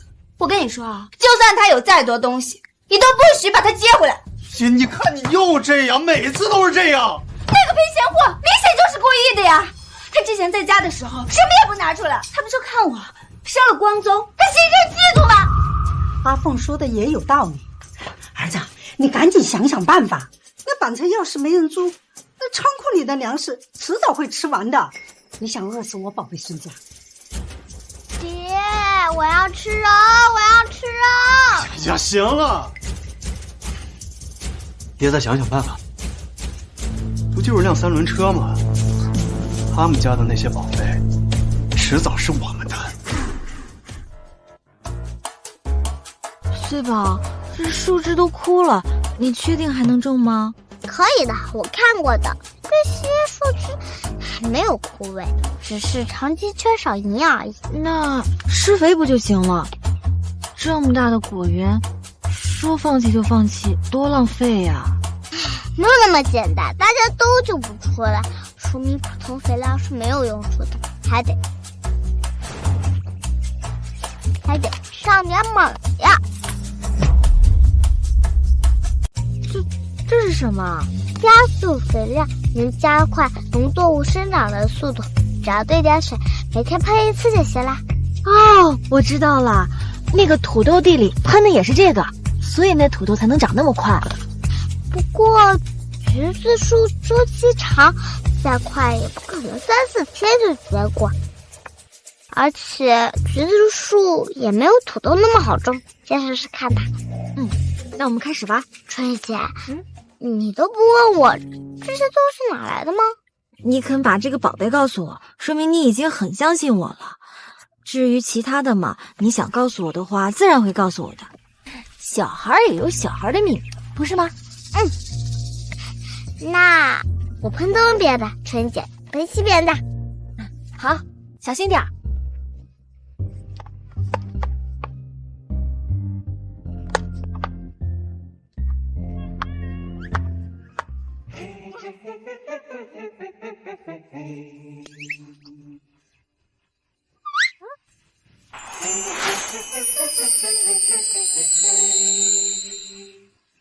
穗宝，你累了吧？春姐，太阳下山了，我也饿了，我们回去吧。那后面那些不管了吗？不管了，咱们2个精力有限，就是全救活了也照顾不过来，先到这儿吧。好，走吧。有时候穗宝让我觉得他聪明的不像个小孩子。不，应该是我想多了吧。穗宝，等我。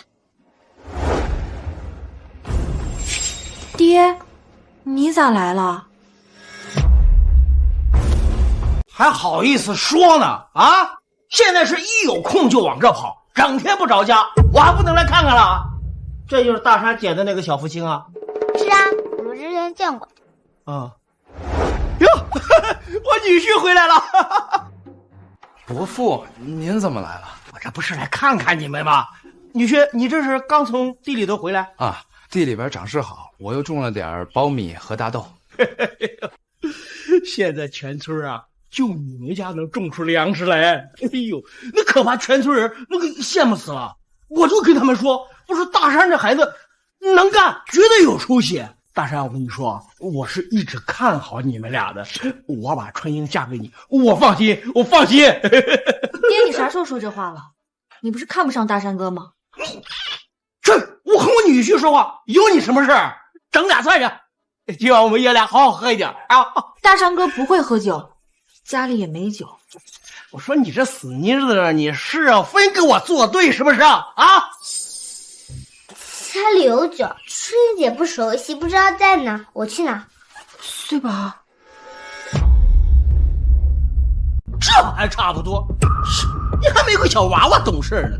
啊，喝酒啊？大山哥，你别理我爹，我这就让他走。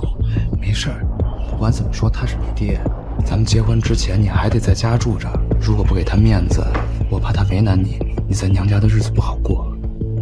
大山哥，大山叔说的对，他要是再哄一哄，可就麻烦了。先把他哄高兴了，让春英姐顺利嫁过来，大不了成亲以后咱就不理他了。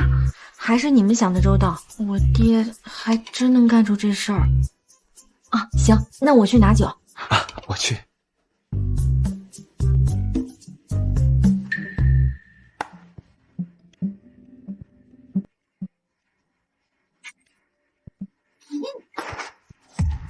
这是什么东西啊？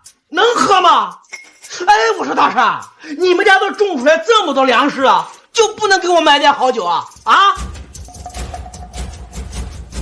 还是说，你根本就没看上我这个老丈人？啊？我平时不喝酒，我也不知道哪种是好的。为了大山叔和春英姐的幸福，只能拿出你了。酒来啦！大山叔拿错了，这个啊是炒菜用的酒，这个才是招待客人用的。你尝尝。这酒看着还不错，叫啥？我咋在村里没见过？这酒叫良夜，是我们家珍藏的好酒，一般人还不拿来招待客人呢，是不是？大山说。哦，对，伯父，您尝尝。这小娃娃懂得还挺多的呀。哎，我跟你们说啊，别拿这些花架子来骗我。这些年我喝过的酒，那没有1000也有几百了。那什么样的酒我没试过？那你这拿着花里胡哨的让我来，我说这个酒，哎是。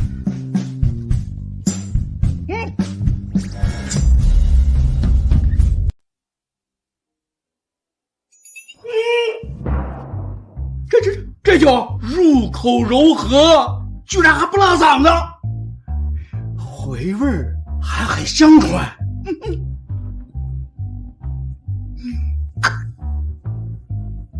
哎呀，这比我以往喝的酒都好啊！你们哪来的这宝贝啊？啊，珍藏啊，绝对是珍藏啊！这是。哎呦，我还有更好的收藏级别茅台呢。不过这卖女儿的糟老头子不配，拿出5粮液来，已经是看在春英姐的面子上了。哎，大长，尝尝，哎，尝尝。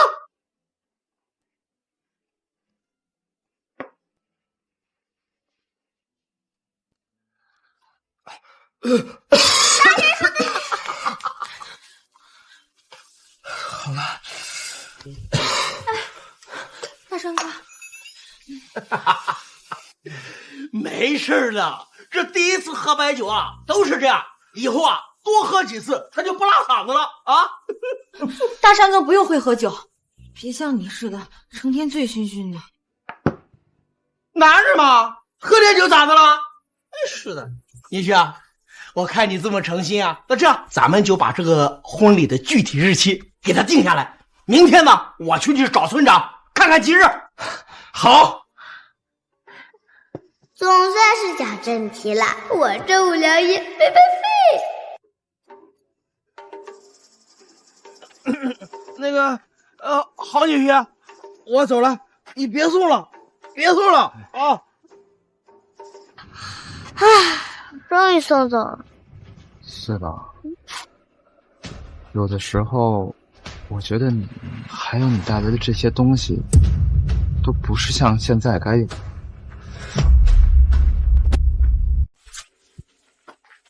你别误会，你也不用告诉我，我没有这么强的好奇心。你一直不说，一定是有所顾虑。只是你来了我家以后，帮了我们太多，我都不知道怎么报答你。你带来的那些东西，我也不知道怎么还。3天就能种出来的土豆，3轮车，还有5粮液，这些东西我从来都没见过。我不需要回报，你和奶奶还有春英姐对我都非常非常好，好到像我真的是这个家的小孩，哪怕是亲生父母也不可能做到。我是心甘情愿帮助你们的。穗宝，食物嘛，没了还可以再种。而且大山叔，你不是说你要慢慢还我吗？我等着呢。是这个道理，我一定加倍努力，以后不再让穗宝操心我们了。对了，大山叔，这个是有机肥料的配方。这个就是3天就能让土豆长出来的肥料。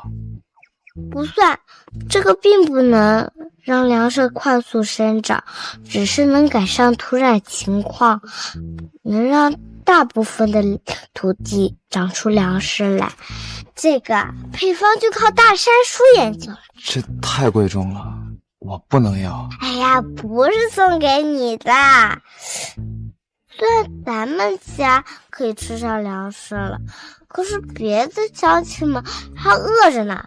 把这个做出来，就可以让大家都有上，说不定还可以解决全村没有粮食吃的问题啦。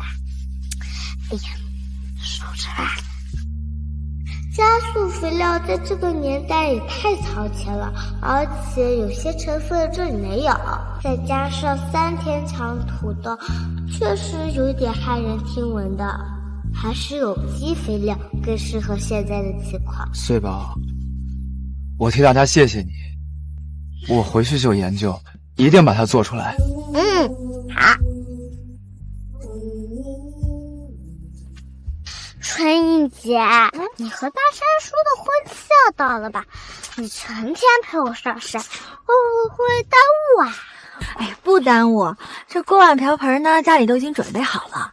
你大山叔每天都去地里干活，也不让我帮忙，我跟着你呢，反而更开心了。那怎么行？新娘子婚前也要好好打扮打扮自己。等弟弟说完，我就让大山叔来果园，你在家安心当个新娘子。哎呀，哪那么金贵，我还是得干活的。走吧。穗宝，你看橘子熟了。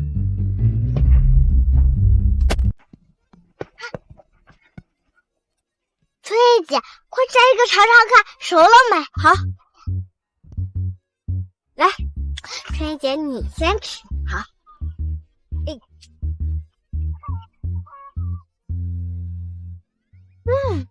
怎么样了？熟了吗？甜吗？甜，比小卖部的糖还甜呢。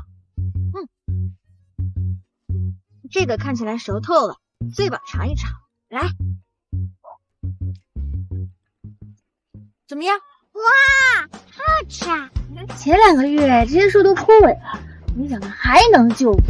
这2个月咱们真的没有浪费。春英姐，你在这等着，我去喊大山叔过来摘橘子。好，快去吧，慢点啊！春英，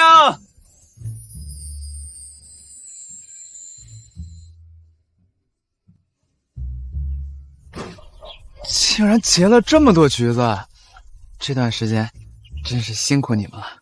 不辛苦，大山叔。大山叔，快尝尝看，橘子可甜了。来，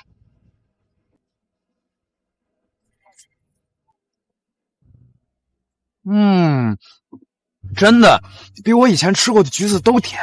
对啊，我们多带点回去，分给奶奶还有邻居们。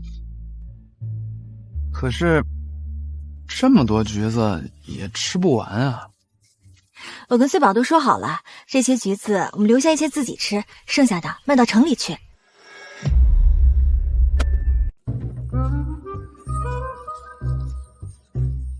大山，出去啊！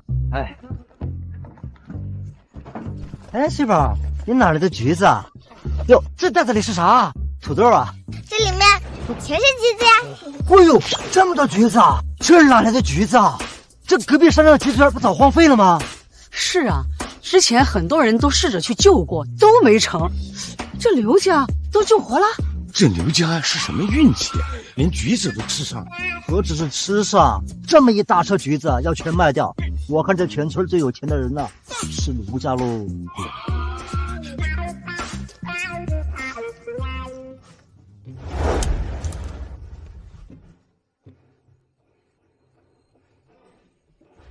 为什么赔钱货就有橘子吃？我也要吃橘子。哎呀，行了，你丢人现眼。呸！不就拿下一片橘子园吗？看那赔钱货的得意的样。谁说那片橘子园是他们的了？那个山头离咱们家更近，理应就是咱们家的。可是大家不都默认说那片地谁先种出来就归谁吗？那是村里人默认，管他们干啥？咱们可不认。而且我表姐夫可是县城里的主任，哼，区区一片果园而已。我说他是咱们家的，就得是咱们家的。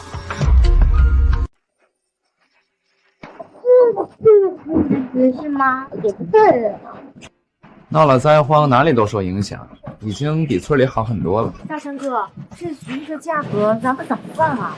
厂商卖多少？2、3块吧，前几年只卖几毛钱，但是闹了灾荒，粮食很缺少，水果更是翻了好几倍。那我们就卖2块钱一斤。嗯。哎，这怎么样？嗯。来。来看橘子，卖橘子啦！橘子刚摘的啊！很甜的，橘子卖橘子啦！您看看啊，这橘子刚摘的，你看先尝后买，先尝后买。哎，今天居然有橘子，怎么卖的？2块钱一斤，很甜的，要来1斤吗？好可爱的小娃娃，这橘子还能比你更水灵？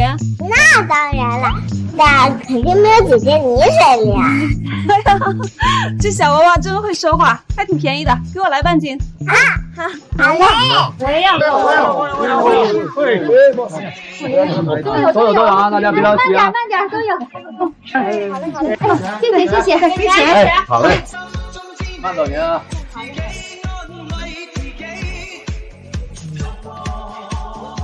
没想到卖的这么快，我以为会剩很多呢。剩下的我们拿回去自己吃吧，也没有几块。行，那剩下的就留给穗宝，咱收摊回去吧。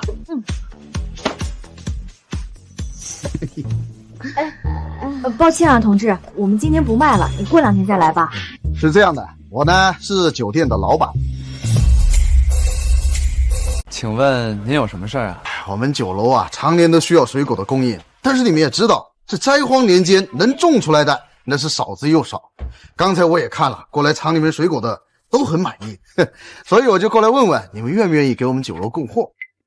供货？对，你们这样子卖太不方便了。我呢收2.5块1斤，先给我来50斤，这样子比你们散卖快多了，而且我每周都能预定。这我们种的不算多，可能没法保证每周都有这么多橘子。不，这是自家种的，不一定保证有这么多数量。让我们回去想想，等想好了再回来找你。哎呀，很有主见的小女娃嘛，当然可以呀！娘，我们回来了。太好了，吃饭，来。哎呀，这钱。这肉还有鸡蛋从哪儿来的呀？果园的橘子熟了，这些都是卖橘子换来的。哎呀，那太好了，那我们家真的大丰收了。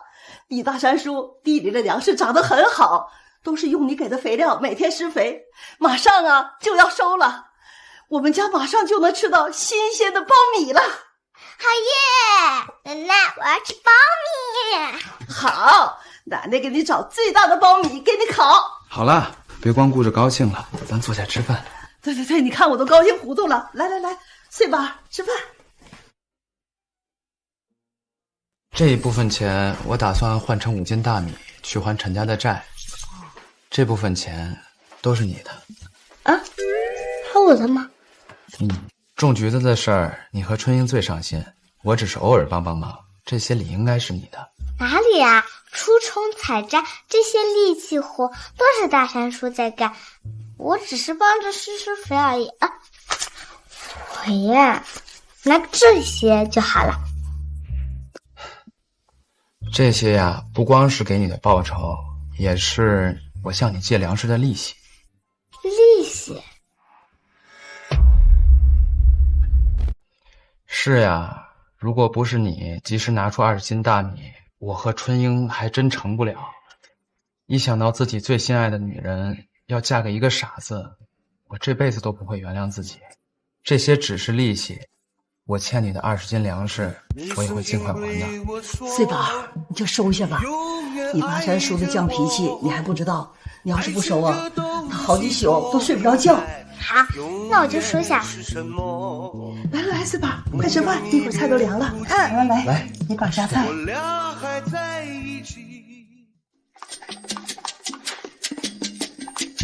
好气派的自行车啊！这城里来的人吧？找谁呀？陈家呗，他们家不是有亲戚在县城里当官吗？哎呦，外孙女婿，你可算来了。在外头叫主任。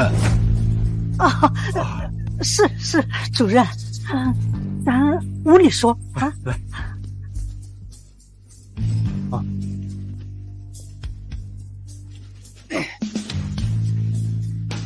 来坐。陈主任，喝茶。说吧，找我啥事儿？啊，那个是这样的，我们呢看中了一片橘子园，但是这被其他人给抢走了。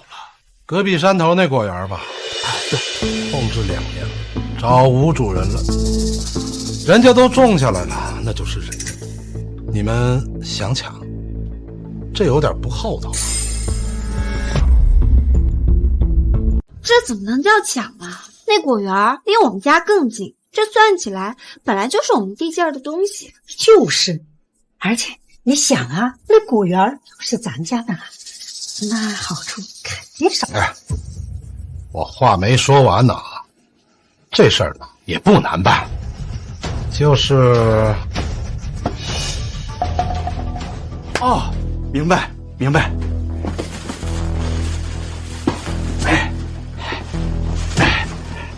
那主任，这事儿呢就麻烦您了。主任，这是我们家的一点心意，你千万别嫌弃啊。这事儿就是不地，我是不接的。但看在一家人的份上，我办了。那太好了，谢谢主任。啊，这事儿上面要写文书的，办好了到时候通知你们。哎，好，那主任，这事儿呢就麻烦您了。啊，哦，别说我白拿你们家东西，这台黑白电视机呢就送给你们，城里可都没几台。我勒个娘！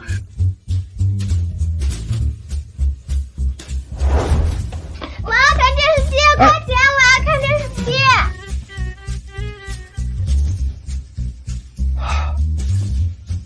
要不是家里换大彩电，哪轮得上你们？想当然。行了，你们看吧，我走了。主任，您慢点啊。慢走啊，陈主任。为了那破果园，咱们可足足给了200块，还送了50斤米面红薯。他就拿这么一个旧电视来打发人情啊？哎，不是。那果园到底能赚回来吗？你呀，头发长见识短，现在这水果比粮食都罕见啊！就那橘子，至少得2-3块钱一斤，到时候咱们再雇一些人，1年下来至少得收个几千斤，只要收成一次，咱们就赚回来了。这么多啊？那当然，不然我费那么大的劲儿干嘛？哦，对了，你去把村子里边的人都叫过来，就说咱们家买新电视机了，叫大家伙儿过来看看。凭什么叫外人来看呀？这也是咱们好不容易换来的，我才不去。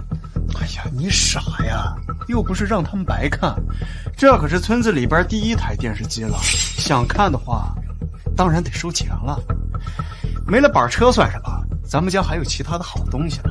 哎呦，还是儿子有主意。等着吧，得罪了我陈生，我让他刘家人哭都哭不出来。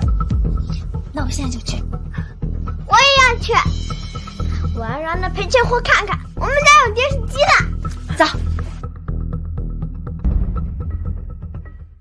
哎，怎么来这么多人啊？这么热闹。今天也不是啥特殊的日子。哎，大哥，你们这是要去哪儿啊？嘿，大山，有人送了陈家一台电视机，这玩意儿啊，城里才有，咱还没见过，大家伙啊都想去见识见识。这个呀，可是咱们村第一台电视机。大山、穗宝，走，一起去看电视呀！不行，我不许你去我家赔钱货，我家的电视机就是不给你看。哎，你这孩子怎么骂人呢？骂人就想跑，你穗宝道歉。放开我！我娘说了，他就是个赔钱货，不准他回来。娘说了，家里东西都是我的，不准你再回来我家。谁选择的？回来。哎，干什么呢？撒手！两个大人欺负一个小孩，好意思吗？谁欺负你儿子了？是他先骂的人。那你们怎么了？啊，他一个小孩，他懂什么呀？你们就不能让让他呀？真是的，跟个小孩斤斤计较，真不要脸！啊！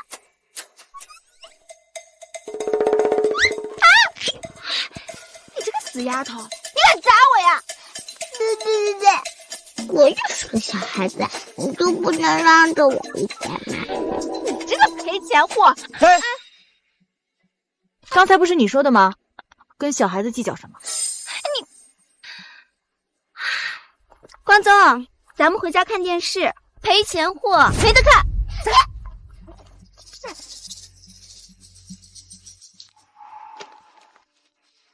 穗宝，你想看电视吗？你要是想看的话，我也去城里给你买一个。不用了，买电视机好像很麻烦的。陈家他们真讨厌。哎，不过我最近听说城里有了大彩电，可比陈家那个黑白电视有气派。大师叔，春姐，想看吗？在末世看断了全息屏幕，差点忘了这个年代还是黑白电视机多，彩电都是稀有的宝贝。还真有一点点想看。那走吧，我能弄来大彩电。大师叔，快去喊大家一起来看。啊？是吧？是吧？进去随便坐啊。来。好，找你两家，随便坐啊。好。 942年是抗日持久战的第5个年头。这个办法可以啊，这才不到1天，咱们家这周的粮食都有了。那当然了，这可比租板车赚钱多了。来，借。大山家弄了大彩电，还不收钱，大家快去看呐！啥？有大彩电？快，我们去看看。 怎么不看了？去哪儿啊？去大山家呀！大山家的电视机更好看，据说啊是彩色电视机，比你们家黑白电视机好看多了。就是嘛，要我说呀，你们家那个电视也太旧了吧，时不时还黑一下，是坏的吧？放屁！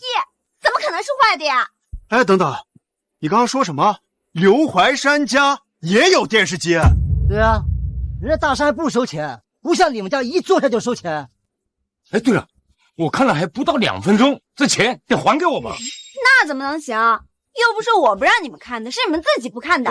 哎，走吧走吧，快去大山家，待会儿啊占不到好位置了。花3毛钱就看这么个一闪一闪的东西，没意思。就是啊，还不如拼游戏。走走走走走，哎，走走走走，哎，别走呀！别，哎，别走！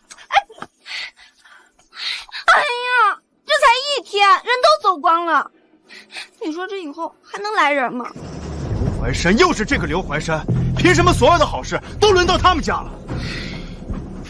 你说这刘家哪来的电视机啊？咱们家也就搞到了一台黑白的，他们家怎么会有彩电？啊，肯定是县城里买的。他们卖了那么多橘子，早就赚翻了。就是啊，这橘子园必须归咱们家。皮皮，娘，我也要看到彩电。关总放心啊，不就是大彩电吗？到时候娘给你房间单独摆。走，咱们先进屋。自从那赔钱货到了刘家后，那刘家什么都好起来了，这也太邪门了。儿子，要不我们把他接回来吧？不姐，我再想想。这就是大彩电了，哎呀，太有意思了。那个小青来了，这就是大彩电啊，这里面的东西可太有意思了。穗宝可真是我们的小百宝箱。这大彩电可真好啊，比晨晨家那黑白电视好多了。就他们家那个老旧电视啊，还收我们钱呢，他们也好意思。哎，大山，以后我们可以常来看不？就1-2小时都行，哎，绝对不耽误你们家的干活。对对对，我们呐还可以帮你们打扫卫生。可以，只要别影响老人和孩子休息就行啊。当然啊，我们家可不包晚饭啊。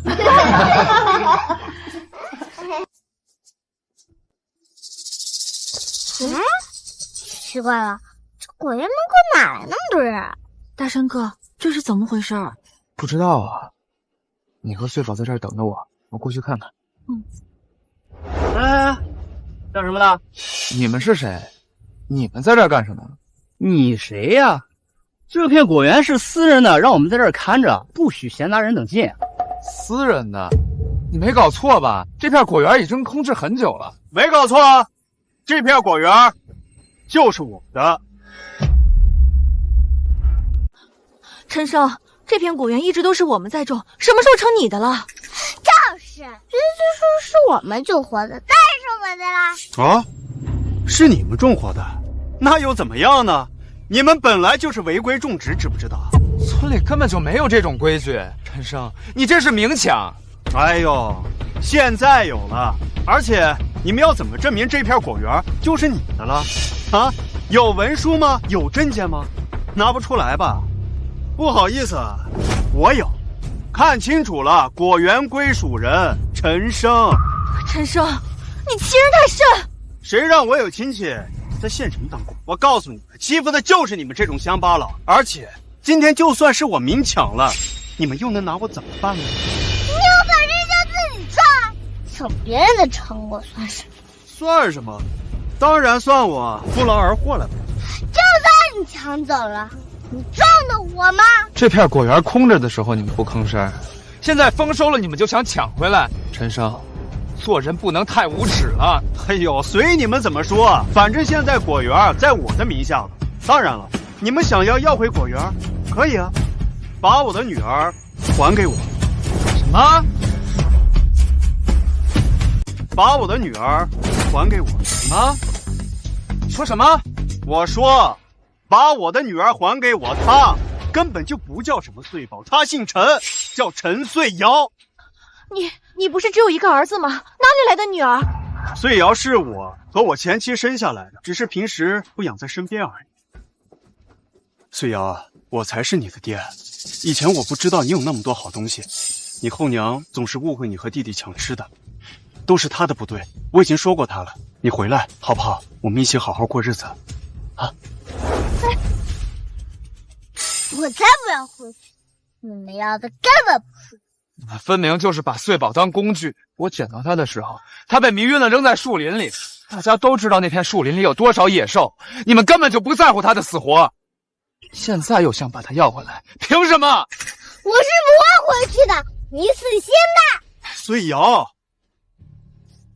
反正现在这果园和穗瑶，你们只能选一个。选了穗瑶，这片果园从今天开始，你们谁都不准靠近。你不要滚，只要穗宝。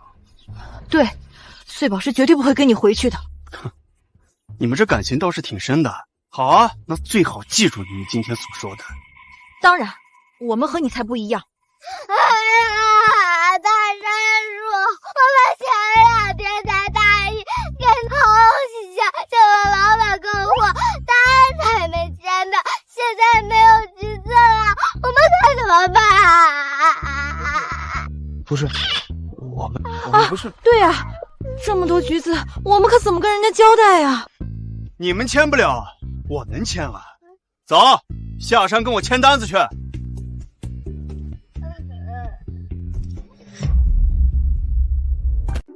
睡吧，快起来。不是，我们不是没答应那个酒楼老板吗？穗宝是诓他们的。你想啊，这些橘子树都是我们施肥才能活的，现在没有我们天天浇灌，估计这些橘子树是不会结橘子的。没了橘子，我看他拿什么给那个酒楼老板。穗宝你呀，真是谁得罪你谁倒霉。那是。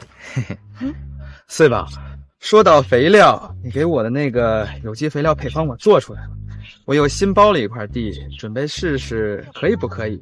如果可以的话，我就可以卖给其他人用了。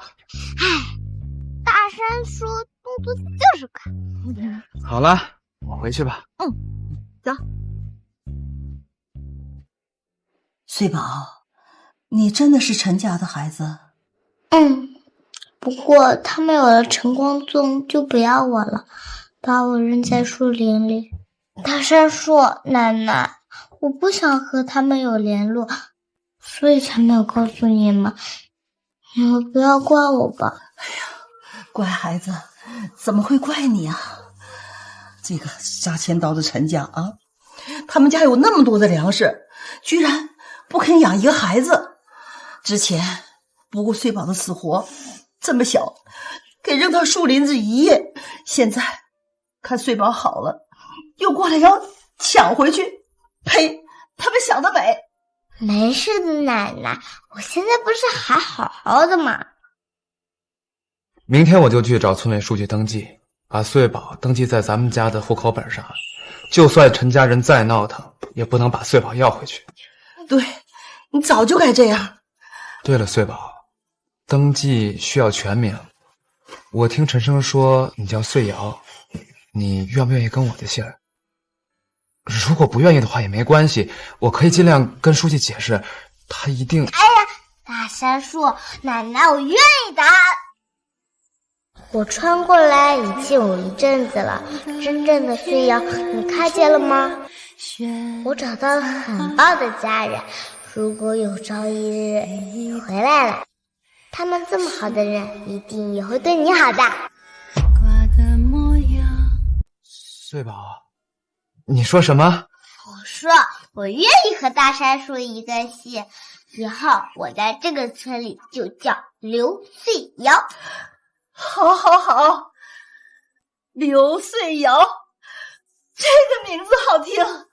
大山，你明天一早就去啊，免得夜长梦多。姓陈的那家没安什么好心，可别让他们钻了空子。好，天一亮我就去。哎呀，只是可惜，你们费了那么多精力，种了那么多的橘子，都让陈家给抢走了。就当是给穗宝挡灾了，以后陈家人别想再把主意打到穗宝头上。只能这么想了。他们想要白嫖我做梦，我今晚就把它收了。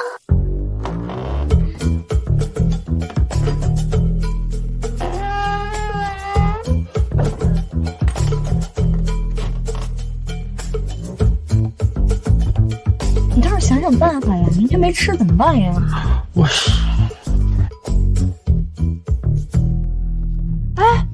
我好像看到大山家门口有个人影出去了。哪儿呢？哎呀，这么晚了会有谁呀？小文，你该不会是饿糊涂了吧？那还不是都怪你！这么多天了，家里面粮食都见底了。你弟弟家倒好，顿顿都能吃饱饭。他这个当弟弟的，帮衬一下哥哥不是应该的吗？你娘也是，就知道偏心你弟弟。还不是因为你当时吵着要分家，不然至于连口吃的都没有。哎呀，你还是怪我了是吧？我都是为了谁好啊？我告诉你啊，刘安，你要是明天再弄不来吃的，我明天就回娘家。行，我明天就去要。哎，小凤儿，哎。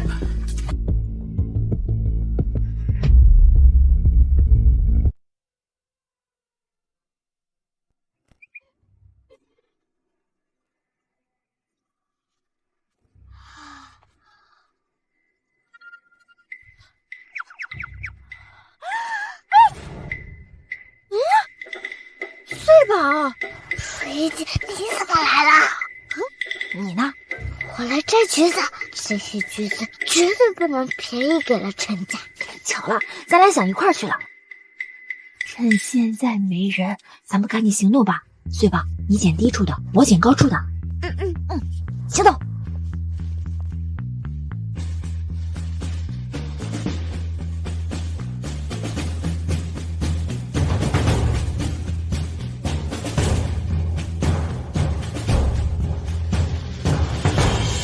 穗宝，看，喂，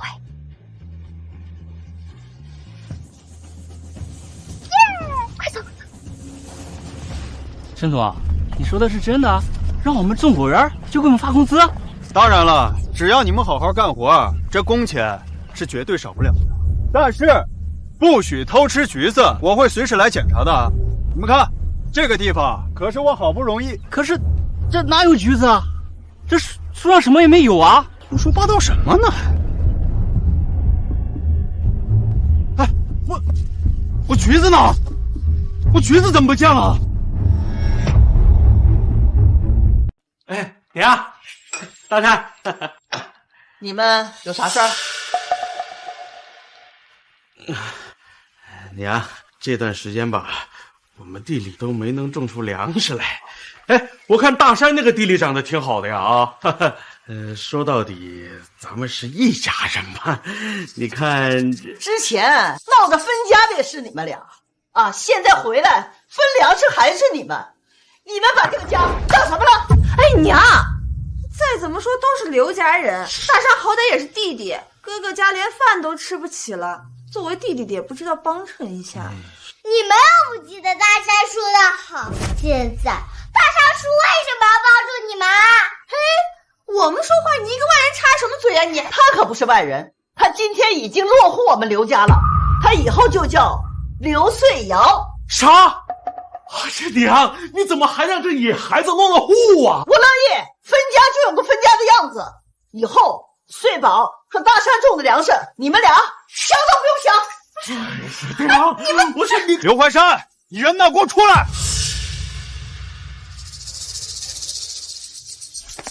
陈生，你来干什么？刘怀山，你说你们昨天晚上是不是去摘橘子了？摘什么橘子？你少在这儿给我装了！果园里边的橘子一夜之间全都没了。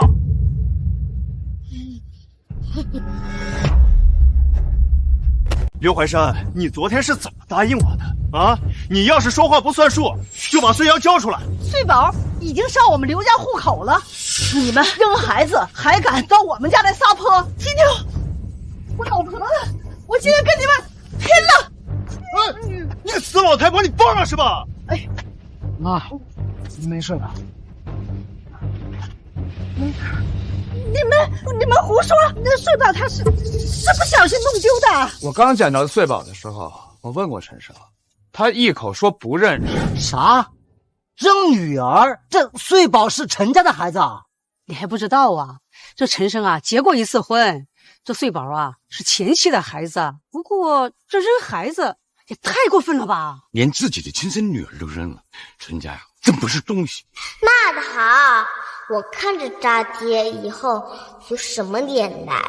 你够了，你吵什么吵？有什么好吵的？刘怀山，我不跟你扯，我再问你最后一遍，我橘子呢？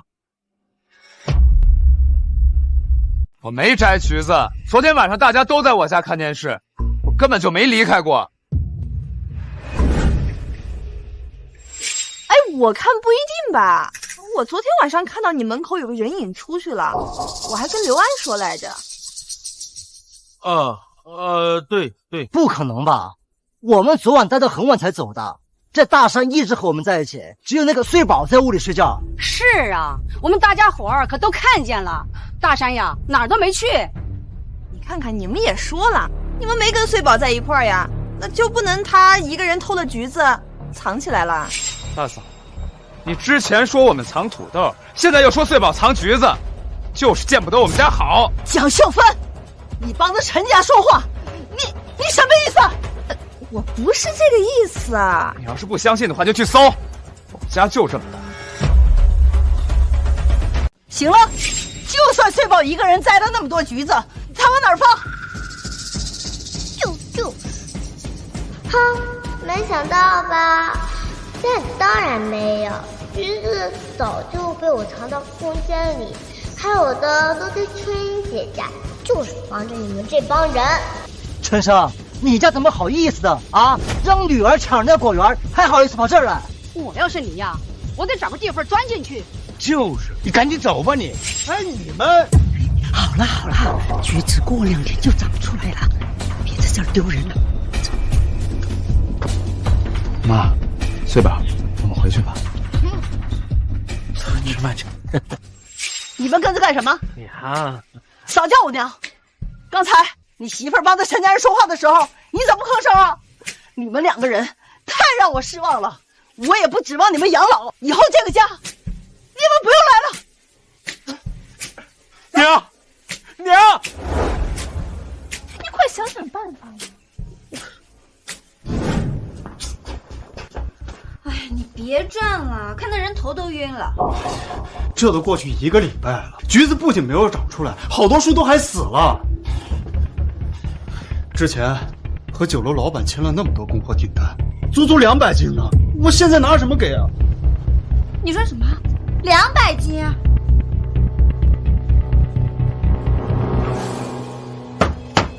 谁呀？烦死了！开门！你们谁呀？让开！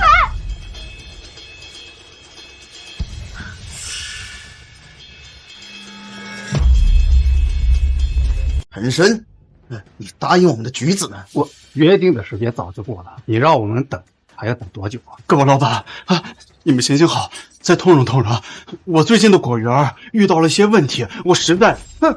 我告诉你，我不管你什么问题，你要么给橘子，要么就按照合同上的数量赔钱。我实在……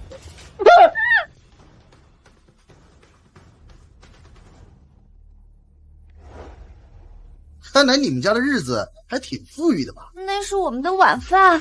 都回来了！老板，今天你要是不赔给我们，我们就借住在你家。等你什么时候把东西拿出来了，我们什么时候再走。好，我赔。拉过来！早就该这样了啊！你看今天这事儿闹的啊！哟，这还有粮食。我们收点利息，不过分吧？不过分。拿吧。没那个实力，你就不要学着人家做生意。我们走。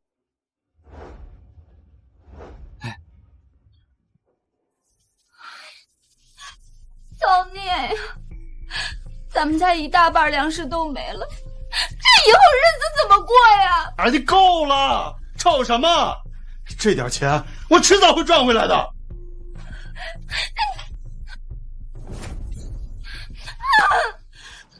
好啊，你们半夜去果园摘橘子，竟然都不告诉我。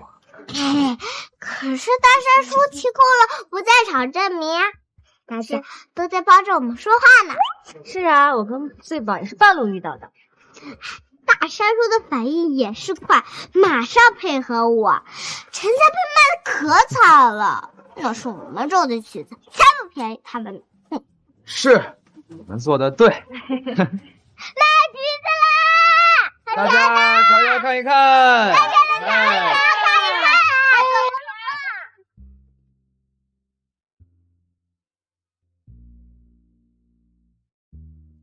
谢谢，好吃再来啊！这次卖的比上次还要快呢。春姐，这是给你种橘子的工钱，没有你帮忙，我们也不会有那么多橘子。给我的，收下吧，这是你应得的。好，谢谢醉宝，下次姐姐给你买糖吃。这不是大山吗？哟，纯英妹子，你们下周就要结婚了，今天是过来买新衣服的吗？什么新衣服呀？嗨，新婚的衣服呀。完了，我这光忙着干活全忘了。这两人还是一无既往的亲大呀！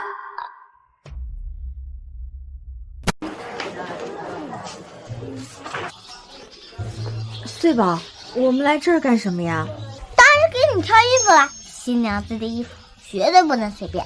我穿什么都没关系的。这次我支持穗宝，春英，我希望我们结婚的时候，你可以高高兴兴的去挑件喜欢的。穗宝，你也去，我来结账。嗯。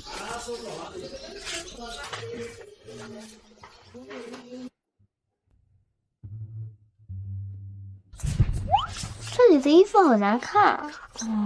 这里的衣服确实挺一般的，还不如春英姐自己的衣服好看呢。啊，这件衣服是我自己做的。啊，春英姐还会做衣服啊？是啊，我外婆之前留下一台老式缝纫机，家里所有人的衣服都是我做的。但这2年那个缝纫机彻底坏了，我就没再做了。唉，有缝纫机还不简单吗？我有啊。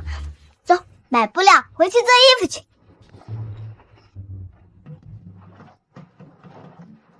哇，春英姐，你手好稳啊！是你们买的面料好，用起来很顺手。结婚嘛，就要穿最好的布料，当最漂亮的新娘子。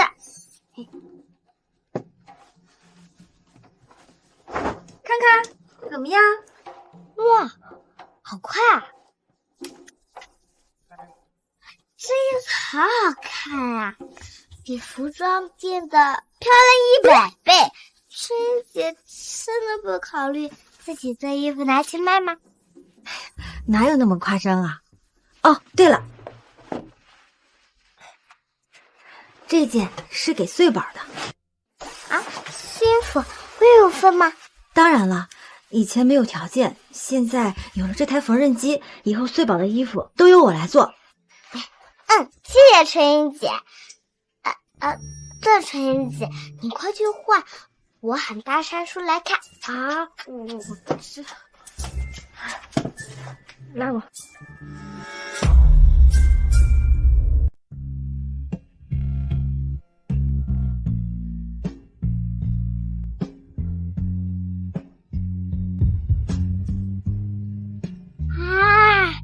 怎么了？是不好看吗？春英姐，你穿这个好好看啊！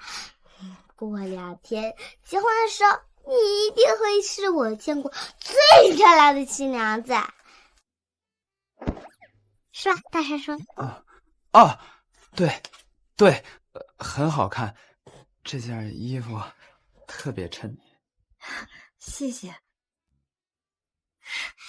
春英姐，过2天就要结婚了，你紧张吗？有一点点，但更多的是高兴，能跟大山哥还有穗宝成为一家人，未来肯定都是好日子。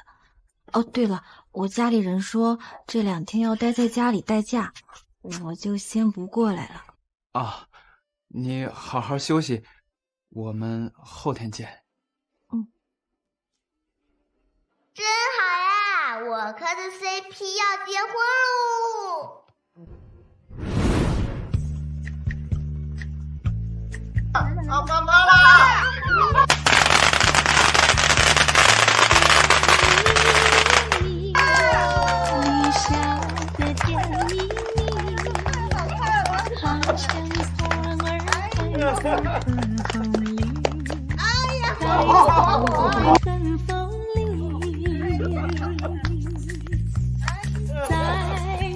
娘，谢谢娘，好。哎呀，春姐，大山叔，新婚快乐！穗宝这么叫辈分不对吧？一个喊叔，一个喊姐。娘。来，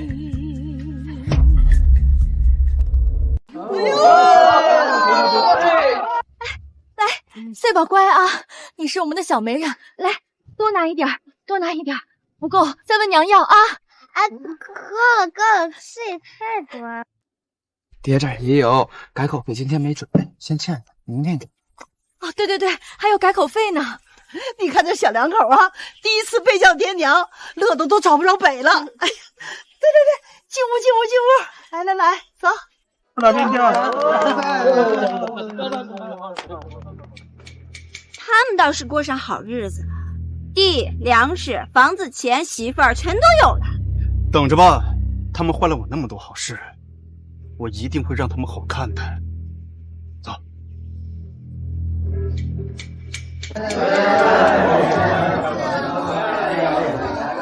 大山，幸福快乐啊！谢谢，来进家房。来，坐。哎呀，来，乡亲们，来，乡亲们，来，谢谢大家，新婚快乐！谢谢。大家慢慢吃啊。新娘子，你这衣服真漂亮啊，在哪儿买的？啊，这是我自己做的，这款式真不错，针脚啊也很平整，这细节处理的也很不错呀。我就是做多了就手熟了。我娘做的可快了。哎，对了，你愿意来我们服装厂干活吗？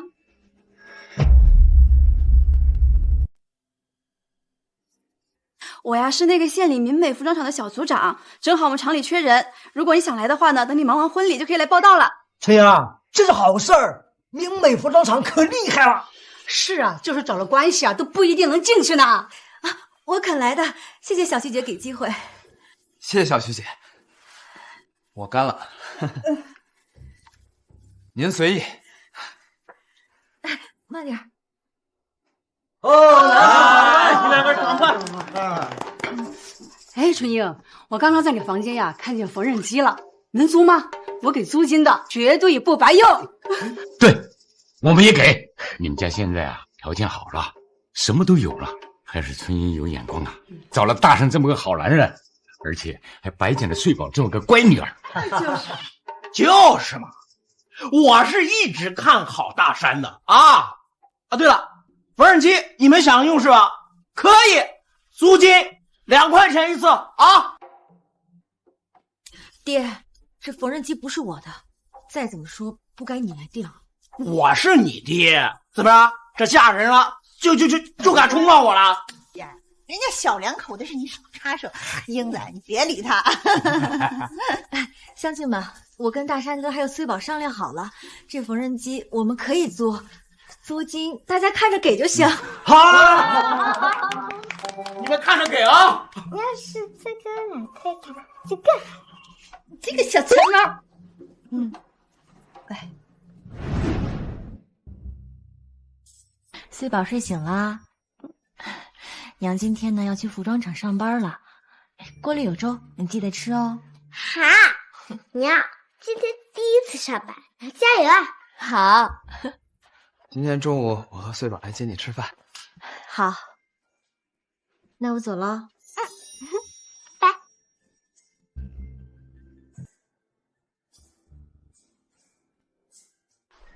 您是说服装厂满员了，不需要我了？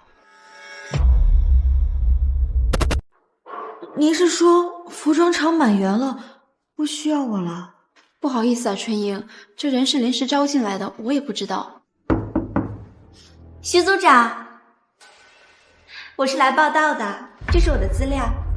好，放这儿吧。赵凤梅。哟，这不是刘家新媳妇儿吗？这么巧。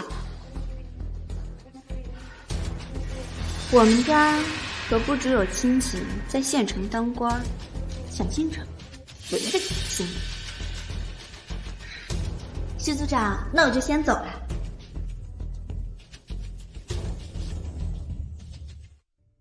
春英，这赵凤梅是领导硬塞进来的，手艺普通的很，我们也没有办法。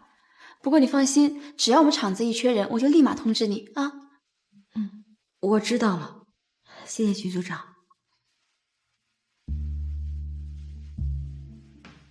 唉，这都什么事儿啊？春英，娘，第一天上班感觉怎么样？娘，你咋啦？第一天上班不顺利吗？没事儿，就是暂时进不去了，有人代替了我的位置，服装厂满员了。怎么这样？前2天才催着你上班，这不是耍人吗？你别着急，现在厂里位置稀缺，人人都盯着，没有这次还有下次。这不是那个问题。娘，是谁踢了你的位置？厂长太太，太感谢你了，给我这次工作的机会。没事儿，正好啊，厂里缺个人，也麻烦你了，老给我们家送奶糖。现在啊，不给吃甜的就闹腾。哎，前2天还吵着要吃什么巧克力，见都没见过。小孩嘛，喜欢吃点甜的，这不很正常吗？明天我还要吃。好，阿姨啊，明天还给你带。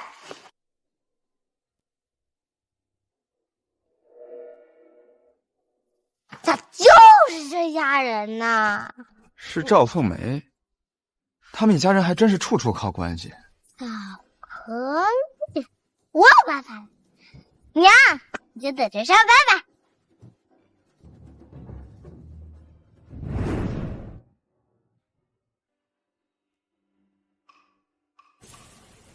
还有巧克力子。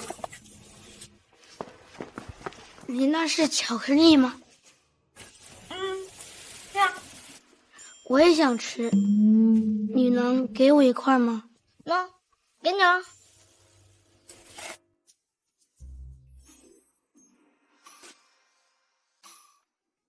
我还要吃。哎，没了，吃饭了，我要回去了。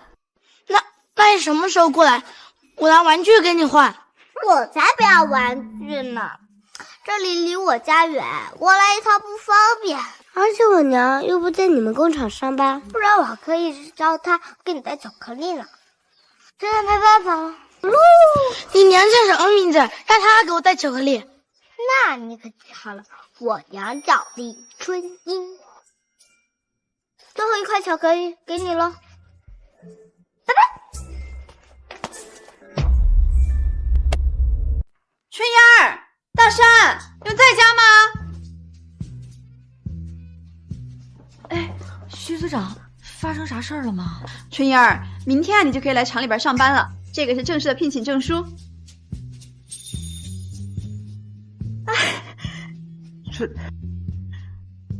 真的吗？这太好了！我就说我娘一定能行。哎，这咋会呢？不是有赵凤梅了吗？怎么又招了？我也不知道咋回事儿。厂长太太来问我认不认识你，我就夸你手艺好啊，然后他就把赵凤梅调其他部门去了。反正他做的衣服不好，我们也不想用他。啊，哎，谢谢徐组长。哎，但是这厂长太太怎么会认识我呢？这不知道。哦，而且啊，厂长太太让我跟你说，让你去报道的时候呢，给他带那个什么巧克力，那是啥呀？就是一整糖果啦。哦，原来是这样啊。行，那你们忙，我先回去了啊。春燕儿，明天就来报道啊。哎，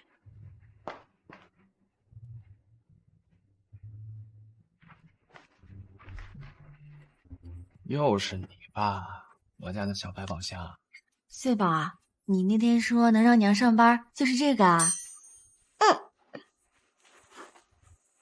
我藏了好多都不舍得吃，你们一人一个，吃了就不许问我了。好，穗宝。哎，这孩子。爹，娘喊你回家吃饭。来了。爹，这是谁家爹？你哪上乱了？这是我新包的，这一片都是。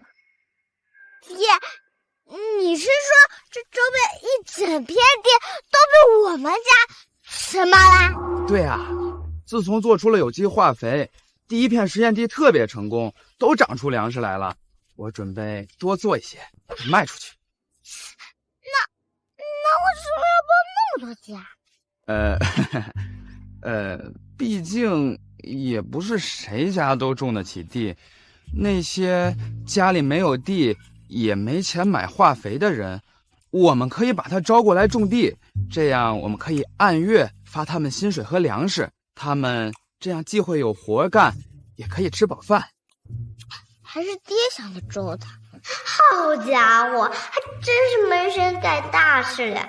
不愧是我在这里的便宜老爹啊，穗宝，你回去告诉你娘，不用等我回家吃饭了，等我把这些肥料都卖出去就回来。好。大山，有机化肥还有没有？我明天来取。有的，直接来拿就行。大山，现在你们家可是全村最富的啦！大山呀，还带着我们一起吃上了饱饭。大山，自从我用了你们那个有机化肥，荒废了2年的地呀，今年也长出粮食来了。是啊，化肥的价格那么便宜，几乎家家都用得起啊！咱们全村人了都得感激你们了。就是，很多都是穗宝的主意，要谢就谢他。我们穗宝虽然年纪小，聪明的很呢。穗宝，吃瓜子儿。来，那个。哎呀，够了，拿不下啦！刘怀山，王八蛋！你们抢走了我的女儿，要不然我才是村里的首富。你的那些本来就应该是属于我的。喊什么喊？你弃养孩子，贩卖有毒肥料，你还有理了？快走！刘怀山，你把我的女儿还给我！他怎么被抓走了？出什么事儿了？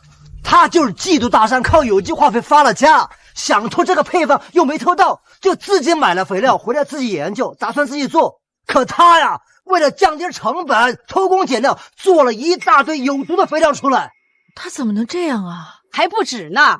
陈胜在城里啊，有个亲戚是当官的，他买通这个亲戚，让人大批量的生产这种毒化肥，卖给很多大工厂。结果呀，出事了，有人因为这个化肥呀，还住医院了。这个陈胜啊，就该抓，干的缺德事啊，干的太多了。你快站住！你站住！把光宗给我留下！你儿子都被抓走了，家里什么也没有，我们留下干什么呀？而且，光宗根本就不是你儿子，滚开！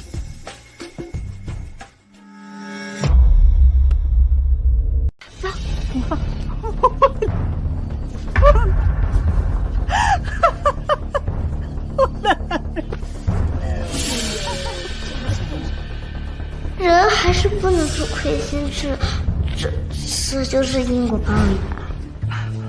大山，走了。哎，谢谢大家啊。穗宝，走，回家奶奶给你做饭去。奶奶，我想要吃鸡翅，还有面。好，奶奶给你做。走吧。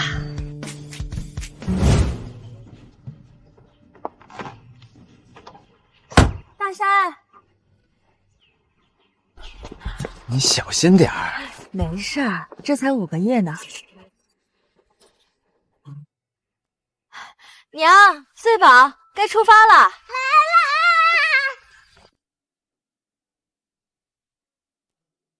爹，你咋想着去城里生活？现在大家都有地种了，生活也好起来了。我不想再卖有机化肥了，不如去城里看看，开个小店，看看有没有机会。多亏了穗宝，要是放在2年前，这种生活我想都不敢想。是啊，厂长正准备去城里开个分厂啊，还说我要是休完产假想上班了，让我去那个新厂里当小组长带新人，要干得好啊，还能当车间主任。太好了，穗宝真是我们全家人的小福星啊！是你们给了我一个家，我才能做这些。对了，我最近听说城里现在流行糖葫芦，我们也做一点带去城里卖。好，我们一起做。那你可得看着他点，小心他偷吃。自从穗宝开始换牙，就像个小仓鼠似的，天天藏糖吃。就藏了一次，奶奶别污蔑我。东西都收拾好了吧？这要真走啊，还有点舍不得。奶奶，到了城里，你要是不习惯的话，我再陪你住回来。是啊，娘，我们早晚还会再回来的。东西要是没落下的话，你就上车。好，走，上车。